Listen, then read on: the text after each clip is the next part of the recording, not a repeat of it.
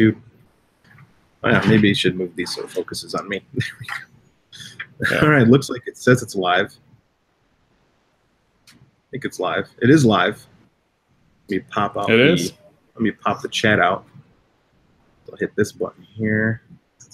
Hit pause. Hey, look at that. Hey, Chris is here too.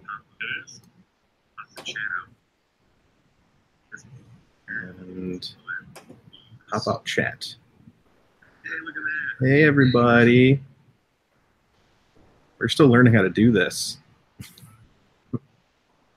Mostly me, I just literally ran in the house, pushed everything off my desk, leaving these 2 lead screws right here. All right, so we've got Olaf, who's another admin on the hey, who's on the Prusa community page. So somebody new face. So everyone welcome him kindly. This is me. Hello. And then I brought, since he's in Sweden, I brought Swedish fish for my adventure today. Also really bad hair bows. I tried these. They're really bad. The frogs. Don't do the frogs, guys. It's a horrible idea. Adjust my pop filter. There we go. Okay, who's in the chat here? We got a bunch of people in the chat here. We've got Wexter, also known as Vedran, and Olaf, and Old Salty, and Tilly, and Rodney, and Don, and DB, and guests. So I guess we're going to talk about some things today. It's going to be the new print challenge, Filament. By lack of printers, as you can see, there are less printers behind me. And anything else. So we'll start with, what do you got, Olaf? What do you want to talk about today? I'm probably most excited for my new flex bed for MK2S. Ooh, talk about your flex bed for the MK2S. Yeah, it's something new and unheard of. It's been pretty quiet. I've been teasing here and there. But a guy named Cray Monk is doing it himself. It looks like this, and it works. Let me put you as the main present to everyone. There you go. Yeah. Hi. Just a normal flex bed. You can use it on the MK2S default. You just get some printed stuff for magnets, and yeah, you just put it on and it works really good. It's going to be available soon from Craig Monk. Ooh, the Craig Monk's in the group. Yeah, he is. So that will work on a standard Mark II. Yeah, pretty much. Where you fasten the bed to the carriage, you remove the spacers and put some magnet holders there instead in different locations. Yeah. That's so it's pretty easy to install. Yeah, it's easy to install and it works good. I like me flex bags. I've got new ones behind me on my Mark IIIs that are still printing behind me. Well, one of them is. The other one isn't. So how much, do you know how much you're going to charge for the fancy new flex bed? No, I have no idea yet. I'm just testing it right now and working out some design stuff with Craig. He probably has more testers too. So I guess it's a bit away. He's gonna test some new laser cutters and stuff like that to make really good beds with good tolerance. Laser cutters? I want some laser cutters. Everything's better with lasers. Like the Mark III. The Mark III is so much better with lasers. I apologize for everyone that has a bad filament sensor. What's funny is, speaking of filament sensors, both mine are dead. I have new ones coming. So my debacle of filament sensors continues. Morning, Pete. It is 1 p.m. here in the central United States, but it's in the evening time for you, sir, Mr. Olaf. Yeah. It's pretty late here. Like 8:30ish. Yeah, something like that. Oh man, hey, nice rocket back there. And you got a whole recording studio back there. Yeah, something like that. I do music, so.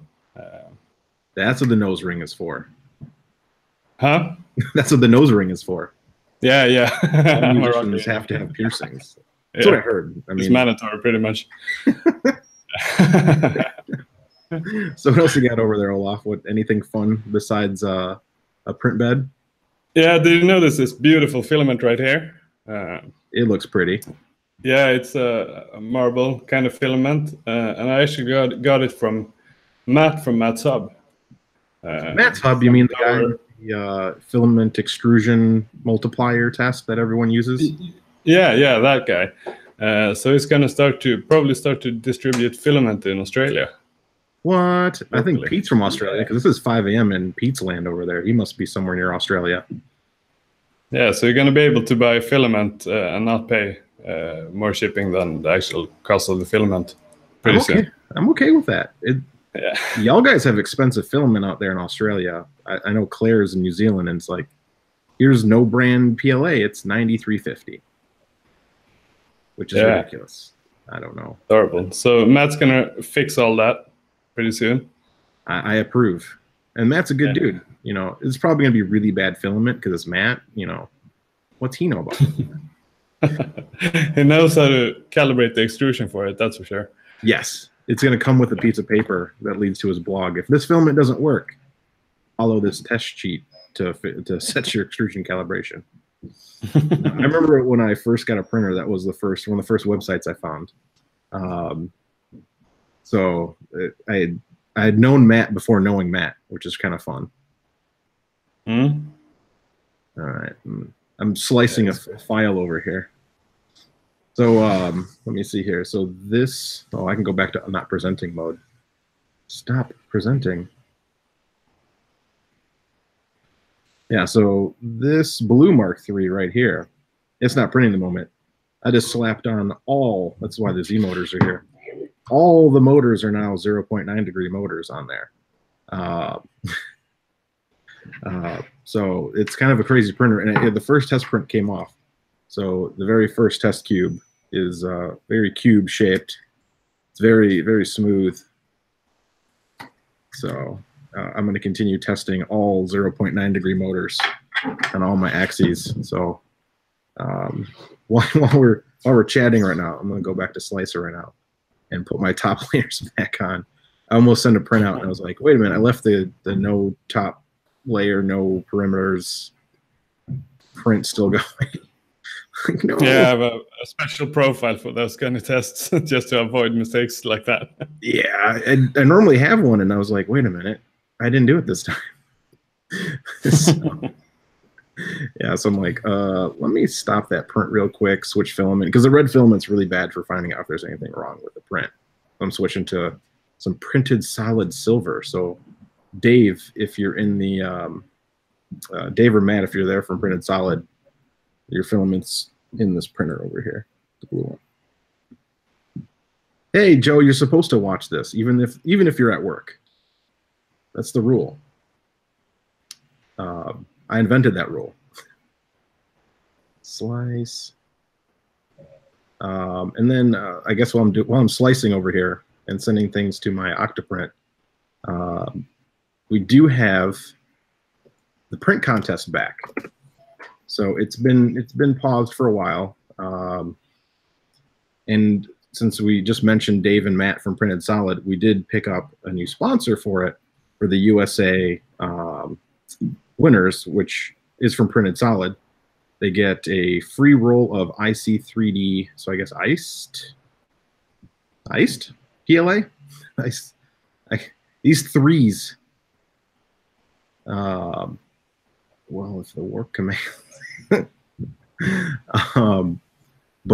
Yeah, so we do have it. So Printed Solid is the new USA sponsor because for international, Prusa gives Prusament away for any of the international winners, and all the USA winners get this month. They are sponsored by Printed Solid, who's going to throw out an awesome roll of Ice 3D or iced PLA to the winner or winners, because both of them could be from the US. We haven't had that yet. Yeah, actually, 3D Gusner, it's working. The first print worked. It was very slow. I only printed it at 30 millimeters per second, but there's there's nothing wrong with this print. So we will see what happens when I print something that actually has some speed to it. So these are back to my 80 millimeter per second infills and whatever. So if it blows up, it'll be going on in the background. All right, now I got to open up my Octoprint installation, Mark III. You joining the print contest this month, Olaf? Yeah. I have an old maker coin. That's beautiful, but I'm gonna have to make it mechanical if I should stand a chance at all. This is true. I've seen a lot of the test ones, and they're all very mechanical. I'm like, oh man, this looks cool. It's your fault. I should never have posted the one that I did that was mechanical, and like, it wasn't the very first one I was ever. It wasn't the first mechanical one that I've seen, but it was like, oh man, what's a good way to test tolerance? Will this come apart? And it did. Gonna need to do something with stepper motors and magnets or stuff. Lights. Ooh, magnets and lights. I know Sando's gonna bust out something crazy, even though he said he wasn't. He'll change his mind. 3/4 into that print, he's gonna be like, man, why doesn't it have a magnet and something cool in it? Rainbow lights. Come on, for upload. Sure. Upload. Did it upload? Oh yeah, it did. All right, guys, we're hitting print. So if that thing blows up in the background, I apologize. Also depends if the extruder is geared. The extruder is geared. So the extruder is geared to, it's running the BMG. So 3-to-1. That's been running fine. I've had no issues running the BMG with anything besides the, what's that? The E3D slimline stepper, because it's only 12 Newton centimeters at 1.4 amps. And the INC is capped at 1 amp per motor. And even at 800 milliamps, that thing was just clicking. So, hey, we got John, we got D. Man, we got more people. So yeah, the print contest is back. You go to prusacommunity.com. That will take you to the thing, and there's a drop down. And Olaf's been kind enough to make my text look pretty and readable. And I fixed some linking issues. It might take 24 to 48 hours because I think the website has a, what's that called, Olaf, when it caches the thing? Oh, it is called caching, isn't it? Yeah, it is. The website has caching, so it takes a little bit for that caching to go away. So I did fix the links in there. If you want to upload your design, for now, use the top upload bar. Don't use the link in the description. So, hey, I'll put a link in the description of this video, maybe. So that'll help people out. And then has Matt told anyone how much his filament's going to cost? No, nothing yet. But I can't imagine it will be like some weird price. Probably pretty normal. I'm okay with that. 3D Gustner, how modified is your Prusa firmware? Because I mean, most of my printers are running something modified, like E-steps, and because this one's got a bunch of crazy motors on it. That my X and Y steps are now 200. I didn't even measure this cube. Was it 40 by 40 by 40 in the end? Does it state in the rules somewhere that you have to print it on a Prusa? Yeah, it has to be printed on a Prusa. Yeah. And yeah, it is 40. Look at that. It's 40 and 40. The walls the right thickness? Are they 0.42 millimeters? 0.43. Close enough. So yeah, you can use some modified Prusa firmware as long as it's kind of, because we let people use Zerbos and stuff like that, and that is a modified version of the Prusa firmware. So there you go. Someone posted the link. Thanks, DB. What's up, Clemens? Yeah, I'm early. I'm late. Well, yeah. So we did it earlier because I've always wanted to get more of the international humans on our group in there. Because Olaf's like, I can't be there if you're there at 8 o'clock at your time. And I'm like, but I can be here at your time, 8 o'clock. That's easy. Yeah, we have to do like European time for a European printer. So Yeah, this is true. We should get Joseph on here. I wonder what he's doing. Probably napping. yeah, he can't be too busy. No, no, they don't have any new releases or anything in the works or things to fix or anything. Oh yeah, you can use the 0B stuff and whatever, because those are just slight derivatives of the original Prusa firmware. They're just forks, so feel free to use that stuff. Justin, I actually just sold all of my non-Prusa printers. So my Mini Delta, which I gave away for free to the person who bought my Maker Select. I sold my CR10 that used to be sitting right here. So that's gone. So yeah, I'm making room because I do have a custom printer being built right now, and that should be here before Christmas. And then I am in the middle of deciding what my next printer is going to be. So you will see 2 new printers here eventually at some point behind me. Much more organized. The custom printer is actually by a member of our group. Barry, let me pull it up here. I'm horrible with names. I remember people's faces. I remember what printers they have. I remember what filaments they bought. I used to work in a camera store a long time ago. I didn't remember anyone by their name, but I remembered exactly what camera they owned. Yeah, Barry Danks. He's a member of the group. He builds custom printers out in Minnesota or Michigan, one of the two. I think it's Minnesota. So he makes some really cool designs. So I was like, I'll order a fancy homemade printer from you, sir. That way I don't have to do it. And then I can look at how we did it and be like, oh, I want to do this too. So, Olaf, you don't have just the Prusa, do you? You have a fancy new printer that you've been customizing. Yeah, it's not that fancy. It's a Creality Ender 4. It's an H-bot, which I converted into a Core XY. That's pretty fancy. Yeah, but it's on rollers, so it's pretty much sucks. But I'm in the middle of redesigning the X and Y. And here's my new extruder I'm working on. Whoa. It's designed by me, 100%.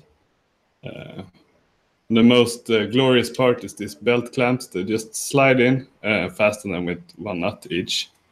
And you have to insert half a centimeter, and they're stuck. Huh. It's glorious. I can't CAD for shit. Apologize to all the 10-year-olds in the YouTube chat. I've made really simple things. I made this 40mm cube in Fusion 360 so I can have my 40mm cube test. Was that hard? Yeah, yeah, that was super hard.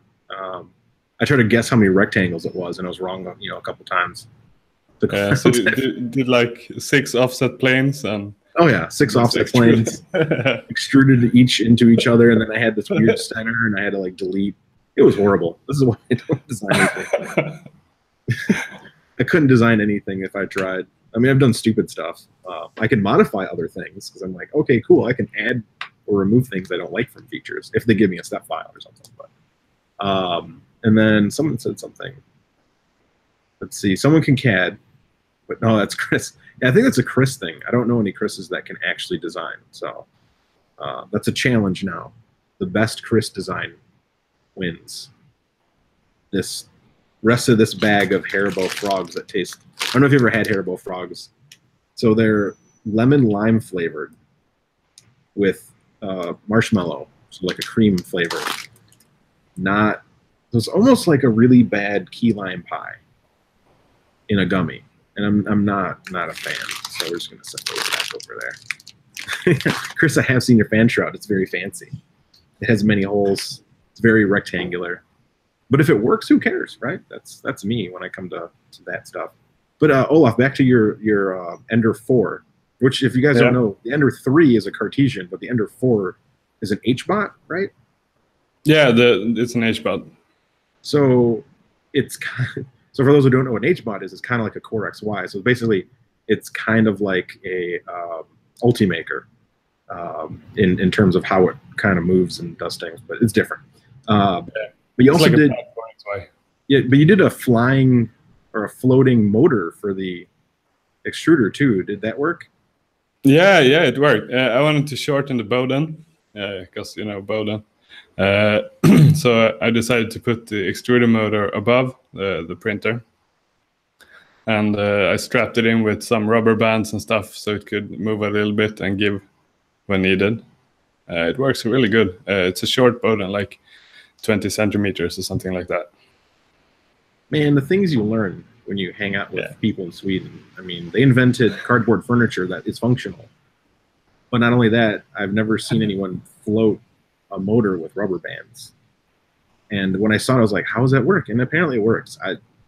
You guys in the printing community, guys and gals, you guys impress me with the weird stuff that comes out. I just saw another one on Twitter. Someone posted a E-axis on it looked like it was a Core XY. It could have been an HBOT. Could have been one of the many types of printers that are like that. But it had the lead screw just for one of the axes. And I was like, that's cool. And they asked if someone had a Cartesian. I know someone built a Cartesian that had all lead screws on all axes. So I need to find that again and post that on the Twitter, because someone did it. I think it was in the Zerabo group. And 3D Gustner, to answer you, if I had any issues with 3.50, I did on the RC. I had a lot of false positives in the RC because they added the new feature that if it can't find a Z-axis point, and it's typically that far back right corner, it's usually a right side for some reason. And it kept doing it to me. It kept not triggering that point. And then it immediately asks you if you want to do a Z-level calibration. So it'll do the full height, hit the top, and then come back down to make sure the gantry is level. So that's a cool new feature in the new firmware. But 3.5.0 full, but not the RC, has been working flawlessly for bed leveling. So I haven't had any issues with any of the major releases lately. They've been pretty good. Hey, what's up, Rack? Yeah, I haven't had any issues in the recent major releases in Prusa firmware.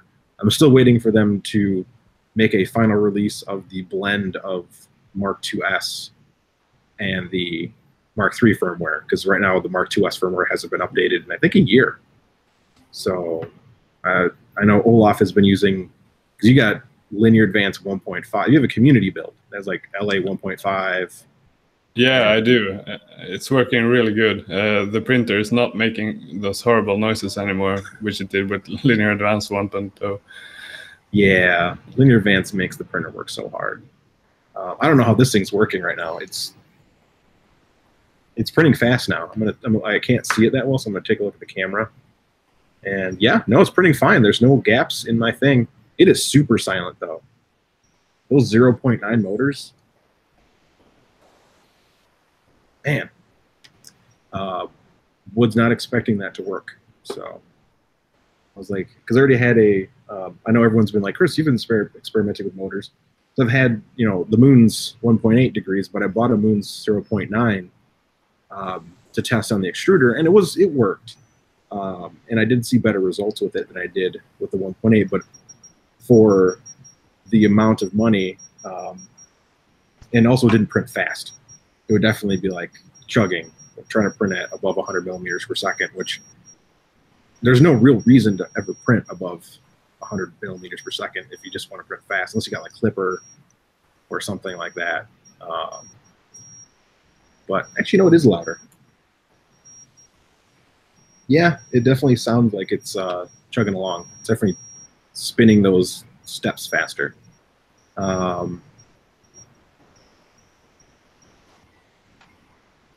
Man, Gustner, you need to post. Where do you post your custom firmware builds?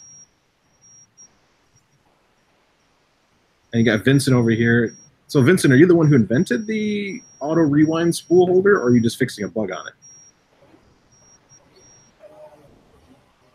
Yeah, there's definitely a little squeaky going on. Like that Mark III is definitely, I can hear more E-steps bursting out of that thing. It's like, wee, wee, wee. This is when the motor's working twice as hard. I don't know what the, I do not know what the temperature is, so I'm going to test that. I got my little my laser thermometer here somewhere to find out my printer starts on fire. Because another thing is they just switched in the 3.5.0 motor. Yeah, it's only when I speak because this microphone has automatic sound removal. So when I don't talk, it should go pretty silent, which is unfortunate. I think it's also built into the Google Hangouts. So I apologize for my Mark III making buzzy noises back there. But I also didn't know what the new currents were on the motors because Prusa just switched in 3.5.0 to they stopped using M911, M912, and M913 for the TMC driver currents. You go back to M907, which is the more typical, say in the trim pot levels for your motor current. I didn't remember what X and Y were, so I just increased them. I know they weren't 400 milliamps, so I increased them to 400 milliamps. I just don't remember where they were. Might be too much current. My board might die. So if I see a TMC overload error on my screen and that thing stops printing, then I know exactly that I burned out the board. I don't really. I do recommend changing motors if you have a heat issue. So someone just asked if I recommend the Moon's motor change. I do recommend the extruder change if you're having heat issues. So a lot of people in the beginning, their extruder motors are getting like 80C or 70C, and that's ridiculous. That was just way too hot. And one of my things, like one of the things you can do, and they have fixed it in newer firmware versions, but originally that extruder motor would get hot. And when I switched to a Moon's motor, because Chris Tilley, who's actually in here, he got them for his Zerbo printer, because they were they're just higher quality. They're better motors. They talk about all this fancy stuff, better magnets and better whatever technology in it. When I switched to that, the temperature went back way down. I mean, it was like just flipping the motor went to like 42C from 60C. And then Prusa has been trimming the motor settings and changing some TMC stuff in there. So the motors typically now run around 50C, which is still a little warm. So if you switch to the Moons, they drop in below the 40s typically for most people. But LDO, the people who make the motors for Prusa, stepped up, and he saw my post about the Moon's motors being better, had less aberrations in the prints and also had better temperatures. He made motors based on that design, so better windings and printed solid. And there's somebody in Europe now that sells them. I don't remember who it is. Polish dude, I think. Yeah, and then Zerbo sells them. Yeah, someone in Poland, and then someone in the Zerbo team sells the new LDO motors, the new windings. So those are direct drop-in LDO motors that are cooler. So if you're having cooling issues and their motors are running really hot, I highly recommend these better motors because the windings are just way better. There's less resistance, less inductance, and all that fun stuff.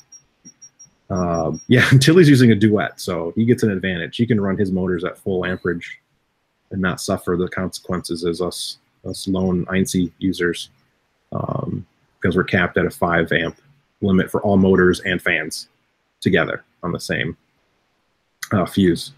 And I do not recommend switching up the fuse because you can. Prusa has told me you can swap the fuse to a bigger fuse, but then you need active cooling because the TMC drivers, I think the max current is 1.4 amp on the INC. So they do not recommend increasing the amperage without also increasing cooling because the board gets warm. Which was solved in the new TMC drivers, which I think you're running. What are you running on your printer? You're running the TMC boards, right?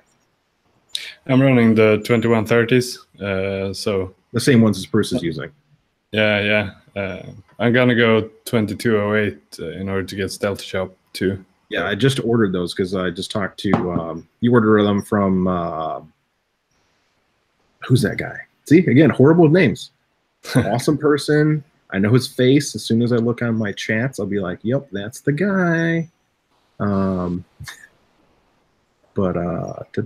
Antonio, he makes basically a sister board that you can solder in. I think it's 8 wires. You solder on the back of the Mini Rambo, and then it runs a board that will run 2 TMC drivers. So you can either do the 2130s, but he also does the 2208s, which run Stealth Chop 2. And those run much cooler.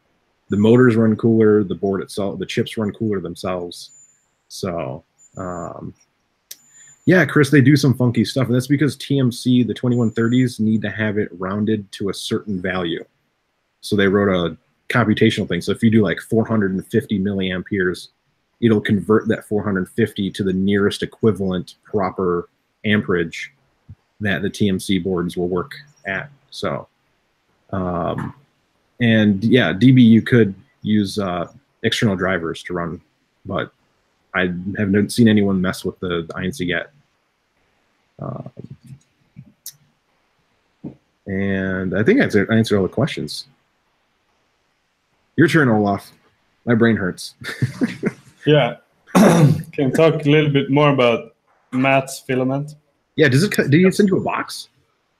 Yeah, I got six rolls because I'm a product photographer also. The ones I got are a Snow White one, looks like this. I got a Silk White one. It's beautiful. Silk White is one of my favorite whites because it doesn't have that weird layering issue of normal white. Yeah, and a Silk Dark Gray. It's really nice. He also got me this marble. It's amazing. You can't see the layer lines at all. And I got an ordinary black and a diamond black. Diamond black? Yeah, it's kind of translucent and a few speckles. So it's kind of like almost like a transparent version of the Prusa Prusament black. With yeah, a little translucent, not as much speckles, but it's really good. And they're also free flowing. I can imagine they're really good for high-speed printing. Okay. Yeah. Because I just ordered, speaking of filament, my filament racks back here are full. I've got stacks of filament over there. I've got stacks of filament on the floor. Over the Black Friday holiday, I picked up 24 rolls of filament. So, because I'm actually gonna slowly move out to doing filament reviews, and I'm gonna stick with USA filaments only. And I already have filament from all the brands that I would start with. So I know someone had mentioned like, hey, Chris, what happens when you get known for making reviews on filament, which if that happens, and they're going to start cherry picking, like giving you the freshest batch. And it's not always saying like, don't worry, I've already ordered all of the filament I need. And number two is I've got plenty of people in the mod chat that can order it for me. I just had my family order it or friends and order it, and I got a PO box. So we'll find ways that no one can slip in better rolls of filament that they get. But there is one brand that isn't USA that I want to talk about. If you guys haven't noticed, Fiberlogy, the brand out of Poland, and because I'm Polish, so I thought like, hey, let's bring it up. So just reprinted. I have a Mark III bear on the way. So, oh my gosh, a name again. Who's my bear guy? He's on the Prusa forums, and he sells all the bear stuff. Just horrible names. All3dmakers.com. He's the local bear guy. So if you're in the USA, Orlando, right? Yes, Orlando. See, horrible names. I know his website. I know that he's got a Bear Mark III now. I know he's got a Mark 2.5 and an MMU2, and I know they didn't send him the cable for it. So horrible. Buy it incognito. I just did, yeah. Wolfworks3D.com now carries nearly all the Fiberlogy filaments. So I redid my entire printer in the Fiberlogy Vertigo, which is a slightly transparent, sparkly PETG. Let me get this side because there's more surface area. It's really pretty. So I just redid my bear that hasn't shipped yet, but it's super pretty filament. Super duper pretty. Like I cannot wait to have this printer up and running. And even though it's pretty, it's actually very durable. Like this is my favorite test to do, is trying to snap one of these arms off. And a lot of the PETG, this will just snap right off. This is super nice stuff. Again, Fiberlogy fiberology is not made in the USA, but we finally have a distributor for it. That's something I've been looking for in the US. So thank you, wolfworks3d.com, for carrying. That's all they carry right now. But they also do the master spool. So I actually got this in master spool. So if you guys are looking for more master spool stuff in the United States, that is actually master spool, not some other variant of master spool. Like, hold on.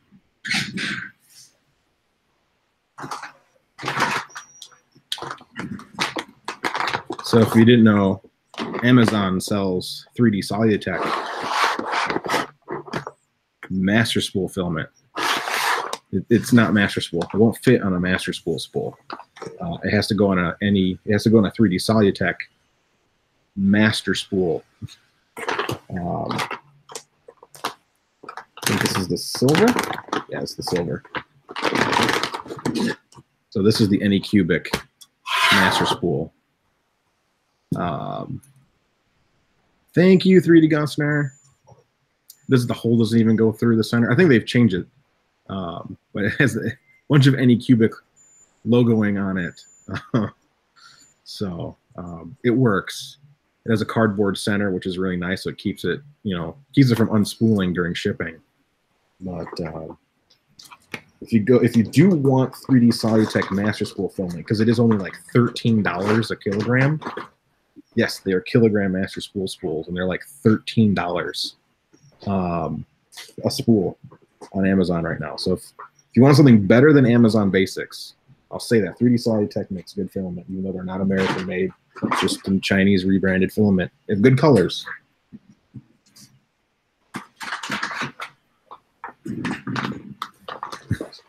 Yeah, they fragmented the master spool market, along with KVP, along with a bunch of other filament makers who decided they want their own filament. Someone redid the master spool for 3D Solutech, so it actually looks like the master spool, because the one from 3D Solutech doesn't have anywhere to put the filament. Like, you can't actually clip it on anything. So this is the redone one. So on Thingiverse, look up master spool. The hole is in the center. It actually is really well designed. So whoever redid it did a good job. But yeah, there's a cardboard center, and it's 1 kilogram, and it's like $13 a kilogram. So it is stupid, but I will say in the master spool world, eSun is doing refills, and the eSun refills, and so is Inland, because Inland is just a cheaper variant of eSun. They're both doing refills. So you've noticed the eSun spools have bolts in them. You can unbolt it and the filament fills in exactly. I like eSun,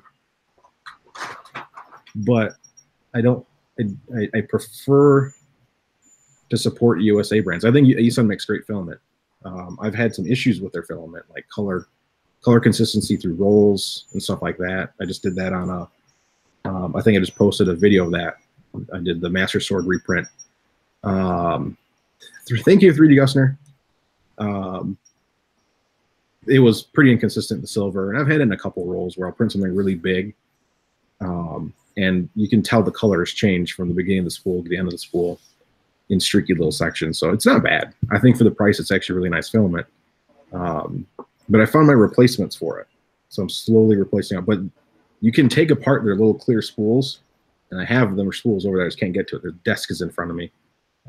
You can just unscrew the spool, and they make a refill that goes right into their old spool. So you can waste less money.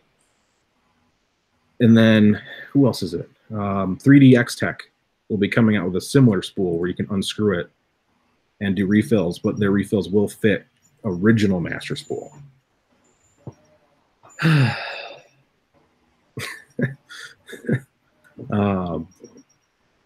So yeah, for all those that love filament, we're going to talk a lot about filament today because there's a lot of filament to talk about. How'd the pictures turn out on the Matt's Hub? Is he just going to call it like Matt's Hub filament? I have no idea. Something like that. Hub filament, maybe. They turned out great. Me and Matt are talking about if we should have some small light source for direct light, sharp light, in order to show if the filament is glossy or not. Yeah. So I tried 2 different sets, and he will test the pictures, see what people prefers, I guess. It's tough with taking pictures of the filament because one, the colors are very saturated sometimes. So like if you take them with your iPhone and stuff, like I have such a hard time taking some of these filament pictures. Like this one, this is the, yeah, it looks completely different on my camera. Zoom in on this. There we go. So if I look at it on camera, even though my camera is balanced and my colors are good in the camera, if I look at my monitor right now and I look at this in my hand, 2 different, this looks more green. This is definitely a bluish green in real life. Because these cameras always want to do a little bit of magic. Even if you set the camera to standard color and all that stuff. I mean, I do actually have a little bit more warmth turned on my camera because I'm kind of pale, so I cheat. Yeah, and then there's the thing with like calibrated, non-calibrated monitors, what color temp they are using and stuff. Yeah, but there's yeah, one way to make sure that the photos are great. Just now I'm going by eye and a calibrated monitor, an experience, but I'm gonna get something called X-Rite Color Checker. It's like a card, you probably know about it. It's a card with different colors and contrasts. Costs about $100. Yep. And you use that to calibrate and measure your photos. I still do by eye even with those because I did a lot of printing for Print Lab before, and we would use that for our printing system. And you would calibrate everything. It would always be a little bit different. So you're always doing a little bit of manual tweaking. But so like this film I'm talking about, I've taken photos of my iPhone, and people are like, wow, that looks really good. I'm like, it in person looks way better because it looks like emerald green. It is this blue-green, slightly transparent color. Yeah, eye calibration is the best, coming from Wexter, so or Vedran. Yeah, I'm horrible with names. And this was by Vedran, so this is a really cool print. It's his little dino. I think I wrote Little Dragon, but it's Little Dino. But the filament's super gorgeous, and it's not this bright green. And when I take it with my iPhone, it looks like a super dull green, like not even blue green. It just looks like a dull green. I just finished. I've been printing ornaments because there's an art show tonight. So I just printed these. You know, this one looks right. It actually looks really close to the color. No, it's a little oversaturated. This is definitely a duller blue. But this ornament opens, and you can hide chocolates in it for a gift. Chocolate. Well, that's what I would do. Or Swedish fish. I'd hide Swedish fish in them. Because I'm a weirdo. 6 weeks later. Yeah. Should we talk about belts? Oh, yeah. Oh, man. So, I don't know if you guys have followed the Prusa forums or the fiasco. It's not really a fiasco. I actually talked to Sanjay from E3D. He messaged me personally because he noticed I pointed it out on Twitter. He noticed I pointed out because I ordered the pulleys from Extruder, and they're marked GT2. So here's the long story, the very short, long story. You will find things called Gates belts, and they'll be named GT2, 2GT, GT3, 2MGT. They all have this G, a T, and a number. And they are all not vastly different. I mean, if you held the 2 belts without knowing anything about belts and pulleys or knowing about any of the weird stuff that we had talked about in our admin mod chats or anything like that,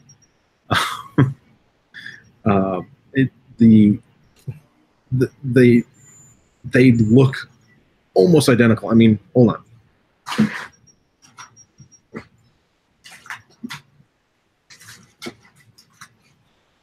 Here's LL2GT. So this is the exact belt that E3D sells. You can order them from all 3D makers. You can get them from Extruder. You can get them from Gates themselves. So these are only made by Gates China. So the 2GT belts are only made. It's an older design. It's made by Gates China. These are fun. The ones from E3D. They have this red hue on the belt. If I can cover my eyes so it doesn't focus on my eyes anymore. But it has a red hue, kind of like my beard. And that just means that it's nylon reinforced. So there's some reinforcement on the teeth profile. That way they don't wear as quickly. Pretty awesome. It's actually a really good belt. It's thin compared to, let's see here. Here's cheap Yep, here's cheap Chinese belt number 1 from Amazon. Here's cheap Chinese belt number 2 from Amazon. I have a box of belts. I've been testing every dang belt. Here's more LL2GT. Here's 5 meters of LL2GT 06 RF belt.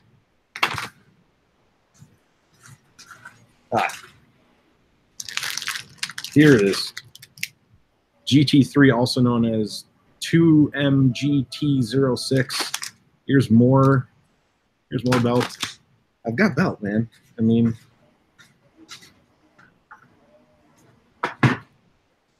and then this is the other wild card. This is the other 6mm. This is the LL2MR06. This is GT2 belt, and they're all different. They're so different that if you buy, and I have them over here. Never mind, I don't have them over here. If you buy a stock pulley on Amazon, one of these belts might work. Most of them won't. And by not working, I mean they'll still work. You won't get any skipping. You're not gonna. They're not. You can't just put it on there. Someone had said, "Well, they don't. They work." I'm like, "Yeah, they work, but they'll wear." If you've never consoles belts are more than a print. Actually, it's not bad. The only one that was really expensive was this because I had to buy it in a 100-foot section, and I've used up most of it over the course of. This is my first, jump into better belts. Yeah, and I have more. I've got steel belted belts. I've got more China belt. Both these different ones on Amazon have different tooth profiles, even though they're both marked GT2 belts. They all have fake. I think one of them does. Yeah, this one is actually embedded and makes it look like it has that nylon coating, but it doesn't have a nylon coating. It's just the rubber. I mean, it just comes right off. There's no coating on there. This one is just a smooth rubber belt, and these two have 2 different tooth profiles, but they're both marked 2GT or GT2 belts.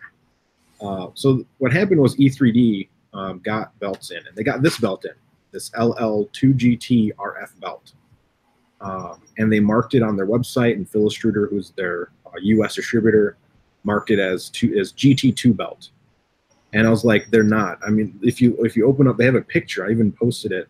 And I zoomed in, you can see the belt manufacturer's code. You can actually see it on the picture, and it reads LL2GT06. And I'm like, it's not GT2 belt. So what pulleys did you get? Because the pulleys and idlers were marked GT2, and I'm like, those don't fit. They don't. I mean, they fit. They'll physically work, and you won't notice any big issues. You put this on a GT2 pulley, it'll work. I mean, you're not going to get massive backlash issues. It's not going to fall apart. But the only issue is they'll wear. If you put this on a GT2 belt or on a GT2 pulley, this will wear early. So you'll get black powder. So if you ever notice black powder where your belts are, that means your belt doesn't match your pulley. It's not anything else. It's because they don't match. And when they don't match, eventually these teeth wear out really quickly. So after talking to Sanjay, who was also very unhappy about what happened, to his credit, he immediately apologized. Was like, I am not the head of the people who put the names on things, and we got to run around because again, they're ordering these from Gates China. This isn't a U.S. company. They didn't do Gates Europe, because Gates China this is just the most common tooth profile. Even though when you buy stuff on Amazon, it says GT2, most likely it's 2GT. It's not GT2. This is the conundrum in 3D printing land. The biggest argument I think I've had in terms of my brain and trying to wrap my head around it. They ordered from the originator, so they've been around for 100 years. They've been making this belt forever. But officially from Sanjay, from E3D, they've switched everything on the website, and if they haven't, they're going to. The belts are 2GT belts. The pulleys are 2GT, and thank you, Sando. I'm glad you like that. You like my face today. It's the makeup. That's a mascara. They're all 2GT, so that should all switch on the website. They're not GT2. So if you buy their pulleys and their belts, they all work together. So we finally have a source. The only issue... Is that it? Oh, that's not it. That's a standard idler. They only sell This is the Prusa 20T smooth idler. This is the Gates E3D 16 or 20 tooth idler. The flange distances are different, which doesn't matter. And yes, DB, this new LL2 GT belt is the exact belt that Prusa is shipping on all of their printers now. So they all upgraded to this belt. This won't work on your Prusa. This will work on your HBOT, on your Core XY, because it is a 5mm bore idler. So do not buy their idlers. Stick to the Prusa idler. Just buy the pulleys. But the Prusa pulleys, from what I've seen from ripping them apart, are 2 GT pulleys. They're not GT2 pulleys. So the tooth profile matches perfectly. So, and this also kind of went to Zerabo, because Zerabo ordered GT. That's it. Oh, this thing. They ordered GT3 belts. Yeah, I bought some from them. But they bought GT2 idlers to match, because they bought the same idlers because they thought that GT3 meshed with GT2, and they don't. There's again another difference in tooth profile, and you'll see early wear, and that's why a lot of people are buying these belts and going, these are really expensive belts. How are these wearing? Yeah, 3D Gusner, the pulley has 16T. The idlers on Prusa are 20T. So if you get a smooth 20T idler, or even a tooth 20T idler from E3D, the 5mm bore won't work unless you get a new, if you redo the design for a 5mm thread or a 5mm shaft. But yeah, that was the Zerabo thing. They got the G33 belts, but now they carry GT3 pulleys and smooth idlers, which doesn't matter. There's no tooth profile on the smooth idlers. So that is your belt lesson. If you buy GT3 belts, you have to buy GT3 pulleys, or they're going to wear. If you buy GT2 belts, so these 2MR06 gates, you have to get a GT2 pulley. They will work on GT3 pulleys, but not the other way around. These won't work on GT2 pulleys because the tooth profile changed. But Gate says this will work on a GT3 because it's not that big of a difference. These, the LL2GT, the one sold by E3D now and Extruder and probably everybody that sells E3D products, you have to buy the matching pulley, at least. If you have idlers with teeth and you have a Core XY that uses a 5mm, then yeah. And again, if you use toothless, don't worry. It doesn't matter if it's GT2. There's no difference. It's just the diameter. So it just matches the tooth diameter. So it's pretty clear and easy and accessible to understand, really. Yeah. Yeah, because it didn't help that all these Chinese manufacturers that aren't, I mean, they don't make a bad product. I've used these belts on other printers and they work just fine.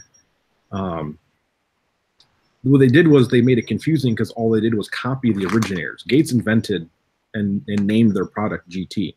So there's GT1, which is the first generation, 2GT, which is second generation, GT2, which is the technical second generation. Because again, G2GT, yeah, they went in order. GT3 is the newest. That's all we need to know. There's no GT4, no GT5. There's GT3. And China just cloned the names, and they've been naming everything GT2. So all their idlers, all their pulleys say GT2.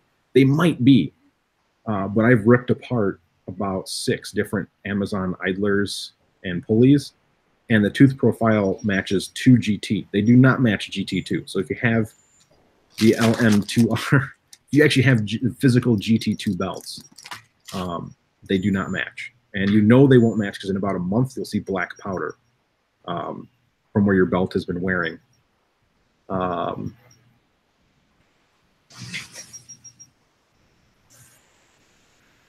Yes, 3D Gusner. So the GT3 2M GT3 6 belts will work with the MR2 type power grip pulleys and idlers. So you can always double check, because if you order them from Masumi, Masumi has the power grip MR2s. You can just check they show the tooth profile. So just triple check that. Yeah, DB, correct. So again, if you do Zerabo or Bear, the E3D idlers are wider than a Prusa idler by, I think, about a millimeter. And they don't fit. I think it'll fit in stock. I have a stock one right there. Let me grab it, and I'll tell you if it fits in a stock Prusa X idler.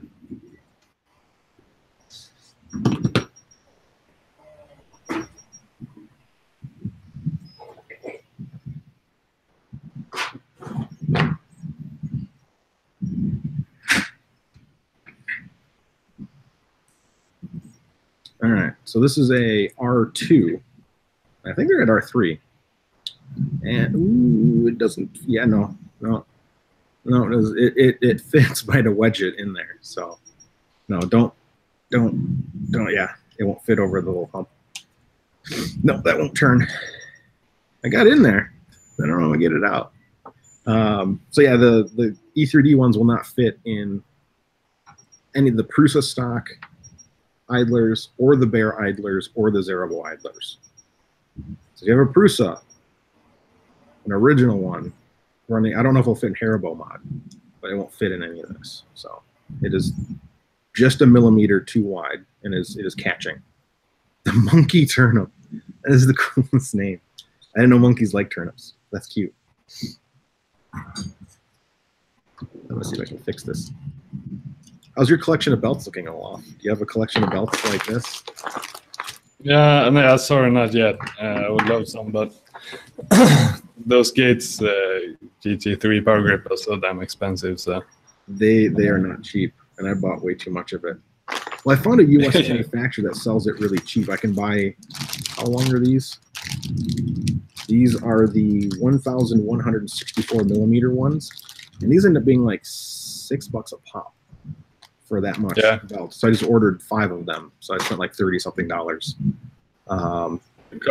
mean, I bought them for my Core XY machine, so price is a little bit higher because it uses so much belts. Yeah. How many belts are on? Oh, and by the way, Craig Monk just joined us. Hi, Craig. We talked about your Surface. Yeah, Craig is the one who made this for the MK2S Mark IIs. It's a flex sheet. We have talked about this a little bit earlier. So I guess it's the first real like removable flex sheet for the Mark IIs. Is it? I think so, because the only ones I've seen is like you can get like the Build Tack one, but you have to do a bunch of match. I don't know how that one works. I know it's like a whole system for like $100-something. It's not cheap. Yeah. I don't want to spend another $100. What else? Do I have anything else? But yeah, Craig, I can't wait to see how that works out. So Olaf, you have to tell us how awesome it is. Yeah, it's really awesome. And this is in beta phase, I guess. So things will probably change, but it's have worked flawlessly for now. It's really good. Matters. Yeah. I'm gonna break something. 50 pounds for the system. Well, that's not bad. Yeah. Ooh, that's strong. So I've been testing filaments lately, and I got a new carbon fiber filament. And I'm trying to see if I can break stuff. Oh, never mind. That does break easily. So that one broke. Was it engine? No, this is actually I printed this in Prusa orange. So but I have this CFPTG that I've been trying to break. Whew. And it's kind of neat. So normally, like when I try to break CFPTG, it would just pop off. And I've been torquing on this thing for a few days, not a few days, for a whole day. And I've had a little stress crack from using the actual threaded rod to break it. But I've noticed that like that CFPTG is really brittle compared to regular PETG. and it's actually been pretty strong because this stuff is about as durable, if not just maybe a little bit more durable than a regular PETG. So I'm really happy with this. So I know a lot of people have probably used CF PETG, but holy cow, they are typically more brittle. Because my favorite test to do is I just squeeze the sides on these walls, and normally they'll crack on cheap filament or poorly done PETG prints. So it's good, and the finish is, of course, PETG CF looks great, but I mean it's kind of glorious. I think he's still here. Did he leave? I'm here. Joe Mike. I think Joe Mike just redid his whole printer in atomic CF PETG, and that's what this is. This is atomic CF, and it's so black. It's like Dark Knight. It's crazy. I mean, I should put my goggles on again. Almost hurt myself. Someone's gonna probably report me like unsafe breaking things on YouTube. That's a great price, Tweety Gusner. About €9 for 1.7 meters of power grip GT3. That's about a third of what I paid for it. Oh dang, that's not bad at all. Because I know Gates has a UK company, like they have a UK distributor, or I don't know. Well, Chris Tilley, nothing is off topic. I use 3MF. I did a video not too long ago on YouTube on 3MF format because it doesn't get talked about enough. And one of the issues I have with Slicer and a lot of the other slicers is they touch on the basic, you know, this is how this works. This is how, you know, here's your retraction settings. Here's your whatever settings. Slicer in particular has absolutely no, at least the Prusa edition one has no manual. You just kind of open it up and it works sometimes if you know what you're doing. So I made a video on 3MF formats, and Chris is asking, you know, does anyone here use 3MF over STL? Hey Stig, the brand was Atomic. That was Atomic Carbon Fiber CF. The stuff is awesome, but the 3MF format basically allows you to save all of the info on your platter. So if you do custom supports or a multi-material print, whatever you've done, all those changes, you can save that and then do iterative changes. So it's kind of like a project file. So when I do testing of filaments, I'll export it as 3MF. That way, when I need to edit or tweak settings, I don't have to be like, oh man, what were my bridge settings? Because my bridges are bad. I can just, you know, hit the button and open it up and be like, okay, cool, that was my setting, and then tweak it a little bit. You know, ship it out to G-code again, save an iterative. So if you have a chance, check out my YouTube channel for 3MF files because they're actually pretty amazing. Let's see. So it turns out Luke Turner, who is a mod on Prusa Community Forum, yes, he got an apartment today. Oh, nice. So he didn't get the house. It's some sort of in-between apartment. I'll post a link to his GoFundMe here. He had a house in, was it Paradise? Yep, Paradise, California. Paradise is no more, pretty much. There's no more Paradise. It is burned to the ground. Yeah.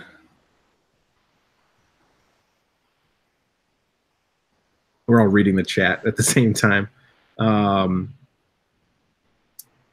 So, Chris, what version of the Mosquito do you have? Do you have the newest Mosquito or do you have the older Mosquito? Because I asked because there were reports of more heat creep issues on the first, like very first gen Mosquito. I have not been running the BMG on a Mosquito because, again, I think it goes back to my horrible CAD powers. Whatever someone makes, I'm printing it and testing it. And I did do small modifications that, you know, like I need a, I needed the reverse Bowden attachment. So I can make that stuff. But the older ones, they were more susceptible to it, and I don't know why. And I've heard that the new ones are way better. They did change a couple things in this latest batch. but I don't think it has anything to do with the heat creep. They just changed the length, the depth of the nozzle hole where the nozzle goes, so that way you can use a ruby, because rubies were 7 millimeters in length instead of 7.3. And see, Chris is not having issues, but he has a 24-volt fan. And I'm running the Sanan fans on mine because they are way better than the Noctua fans in terms of heat creep. I've never really had heat creep issues. I've definitely had them before, like once or twice. And it's always when I'm trying to run, you know, something really crazy. And yeah, so the Sanan fan definitely will help with any heat creep. That Noctua fan, I mean, it's so quiet, and you might not be able to hear my printers in the background, but the Sanan fan is definitely audible. The Noctua fan, you know, the printer was, you know, the extruder was louder than the fan. Now this with the Sanan on, you can hear that fan. That's the loudest part on the printer. So, but it's not loud, like it's not screaming at me. I think the other printer quieted down because it's not doing solid infill. I'm gonna check the video on that, make sure it's still. Oh, it looks pretty. Oh, it's doing good. Excuse me. And so Luke is on the chat. Who's on the chat? Someone's on the chat. I'm not watching the. There's like our admin chat. I know Olaf just wrote something on there. I'm gonna read it. Yeah, Luke posted in the verbose one. Oh, nice. All right. Well, I'm going to say congrats, Luke, live on stream. So, yeah, Luke's been a real trooper here after his home and everyone's home in Paradise burned down. If everyone can send a high five to Luke, I'd appreciate it, because the dude definitely deserves as many high fives as he can afford on his hand before it hurts too much. You know, him and I think he has 3 kids total, 2 step kids and his own kid with his wife. You know, they've had, you know, living in a friend's extra room. So, Jason, heat creep, you know, that's a really good question. And the E3D V6 is a good hot end. I think it's more susceptible than the V6 Lite to heat creep. And I think a lot of that has to do with having to cool the metal materials and all that stuff. And for over time, I think that Noctua fan just gets clogged up with gunk and dust. And, you know, just kind of like the blower fan. Over time, the blower fan just starts to wear down a little bit, and it's not as powerful. That same thing happens with Noctua, and I think for me, I don't think it's powerful enough for consistently printing at the speeds that, you know, the Mark III can print at. Because a lot of times you're printing at 120, 200 millimeters per second.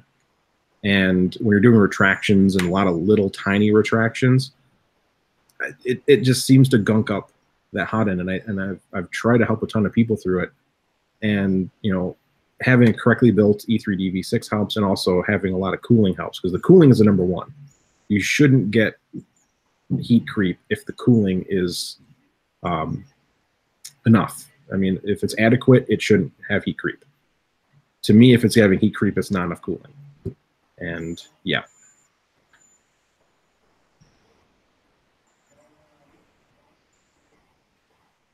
Yeah, I'd throw the Sanan fan on, Jason. I mean, just personally, after switching to it, it is an audible fan. It's not annoyingly louder than the Noctua.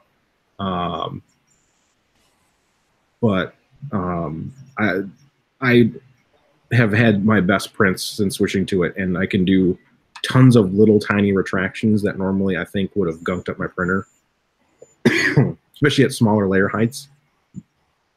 So if you haven't switched to a more powerful fan, I think it's advisable. And I remember a long time ago with the Mark II, people switched to Noctua fans. They originally switched to that same 10 millimeter thick one. And most people recommended the 20 millimeter depth one because the 10 millimeter one just wasn't powerful enough. And then all of a sudden the Mark III is running on that same smaller Noctua fan. So definitely try that. I think number one is, and you could, if you're really tricky and you don't want to do a ton of work, it's what I did on one of them. I just took the cord off the Noctua and then resoldered it to the Sanan. So, and I think I have a picture of the proper pin layout because it's, I think, a little bit different than on the Noctua versus Sanan. I think the polarity is switched. I could be wrong. I'm not the best at electrical stuff.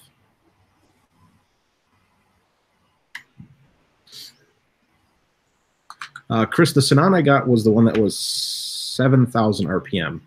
All 3D makers, again, Orlando, he sells the 6,000 RPM one, which still has nearly 3 times the CFM, or 3 times the static pressure of the Noctua, which that's the most important part. I think there's too much turbulence. So this printer here is my full Bear, and Greg from Bear has been really pushing the Hotend stuff, and he gets really good thermals with just the Noctua.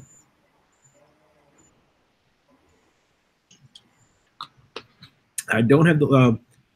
What country are you in for that more powerful Sanan fan? Because if you're in United States, just go to all3dmakers.com. So he has those in stock. I think they're like $9, and they're pre-wired. You can get them from, I think I ordered mine from Mouser, and they were like $6 or $7 a piece, and I had to wire them myself. So I had to buy my own wire, had to get my own crimper because I didn't have one for those Molex ends. Yeah, if you're in the UK, not DigiKey. God, what's this group? I bought my Sunon fans from Mouser too. Okay. Both a blower one, 12 volt, of course, since I have a Mark IIs. Yep. And a 40mm one. They're both great. But the blower fan, it's the most powerful blower fan I tried, but it croaks a bit. Well, you have to turn when it moves and get thermal runaway, right? Yeah, I have gotten a silicon sock, and I had to do PID auto tuning like in 2 steps in order for it to get enough power to finish it. So first PID without the fan, and then with on. Oh man, I've had to do that. An ordeal. Because this blue has a LDO fan on it, and it's a little bit more powerful than the stock Mark III 5 volt. There's another company in the UK I know that has it at a really good price, and Greg has it. You know what? Let me check the. It's still printing. The Mark III is still going. I'm happy. It hasn't died yet printing with those 0.9 degree motors. Let me go to the GitHub. You should have a BOM. He's really good. And that's one thing I love about the Bear project is he's so good at sharing every single thing, where he gets stuff. And see, version 2.0, full half upgrade, noise level.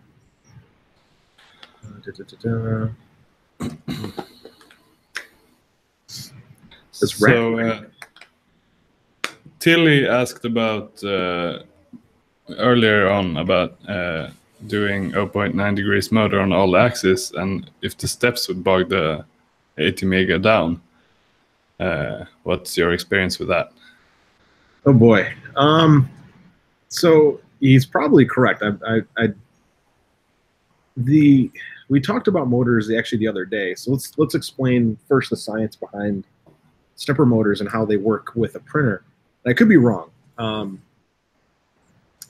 So the pulses are weird. The Mark III with the INC uses the TMC 2130s, so it interpolates whatever you have your microstepping to, whether it's 1/8 or 1/16 or 1/32 or whatever, interpolates into 256 microsteps. But how a printer works, it doesn't send each step individually. It doesn't go, okay, I need to move 10 millimeters, so I need to send, 1 million pulses and then think about the math for each pulse. It sends the full pulse wave. So it goes, I need to move this much. I send the whole wave at one time. So you are doubling the steps, and you are taxing because it's more math. It has to think a little bit more, and there's more movement. But it shouldn't be a massive change. And the Prusa 8-bit board, INC Retro, is a very powerful board for what it is. It's gone through hell and back for me, even though I burned one out from setting my currents incorrectly one time because they had the old setting and it was dumb. I don't know how that worked.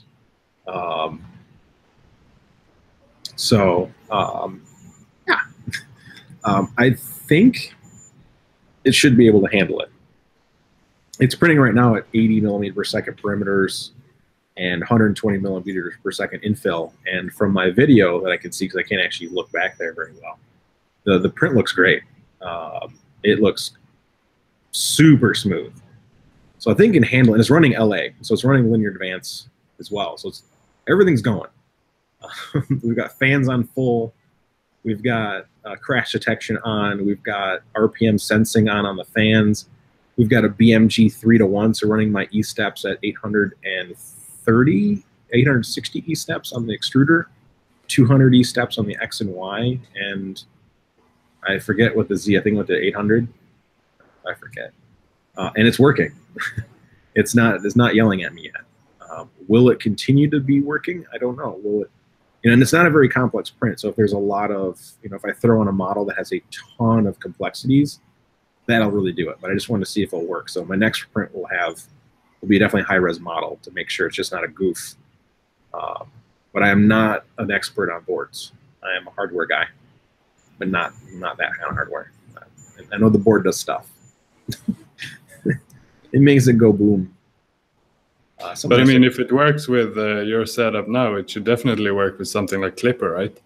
Oh yeah, I mean, Clipper does all the math on the Raspberry Pi. So, and that's way more powerful than the Rambo or the INC Rambo or INC Rambo.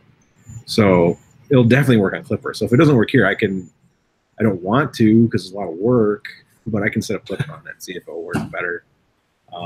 And I can also wait I can get a duet and throw it on there, and I guarantee it's going to work. I also don't know how to run a duet, so coding is not my thing either. I can code in C++ though. Like I can make a text program, and I can probably do some functions still, but ain't gonna make that printer work. And then Jonathan asked if I asked if I did any testings with the Bear Extruder bearing mod. Which bearing mod? Jonathan James. I have only got the plain, so this is. Let me move. This is just a full Mark 2.5 bear. I have no mods. It's running LDO motors. It's running, even the stock Prusa bearings and rods. Yeah. I think the two things that it could mean is either bearing for the filament sensor or bearing for the Bondtech idler instead of the Bondtech idler. I did test those, and I posted a picture. If it is the Bondtech one where you swap out one for the bearing, there is less mohair, and so he's talking about the Bondtech replacement. I did try that one, and that's really cool because it was just literally one screw, and I can swap in different idlers. So instead of using a Bondtech gear, I was using a small bearing, which I have. There we go. I was using one of these bearings as replacement. You see, it's super tiny. If my eyes can cover it up so it'll stop focusing on my face. There we go. Super tiny bearings. But I tried it, and there was less mohair, but there was no improvement in inconsistent extrusions. So for me, I just went right back to the Bondtech.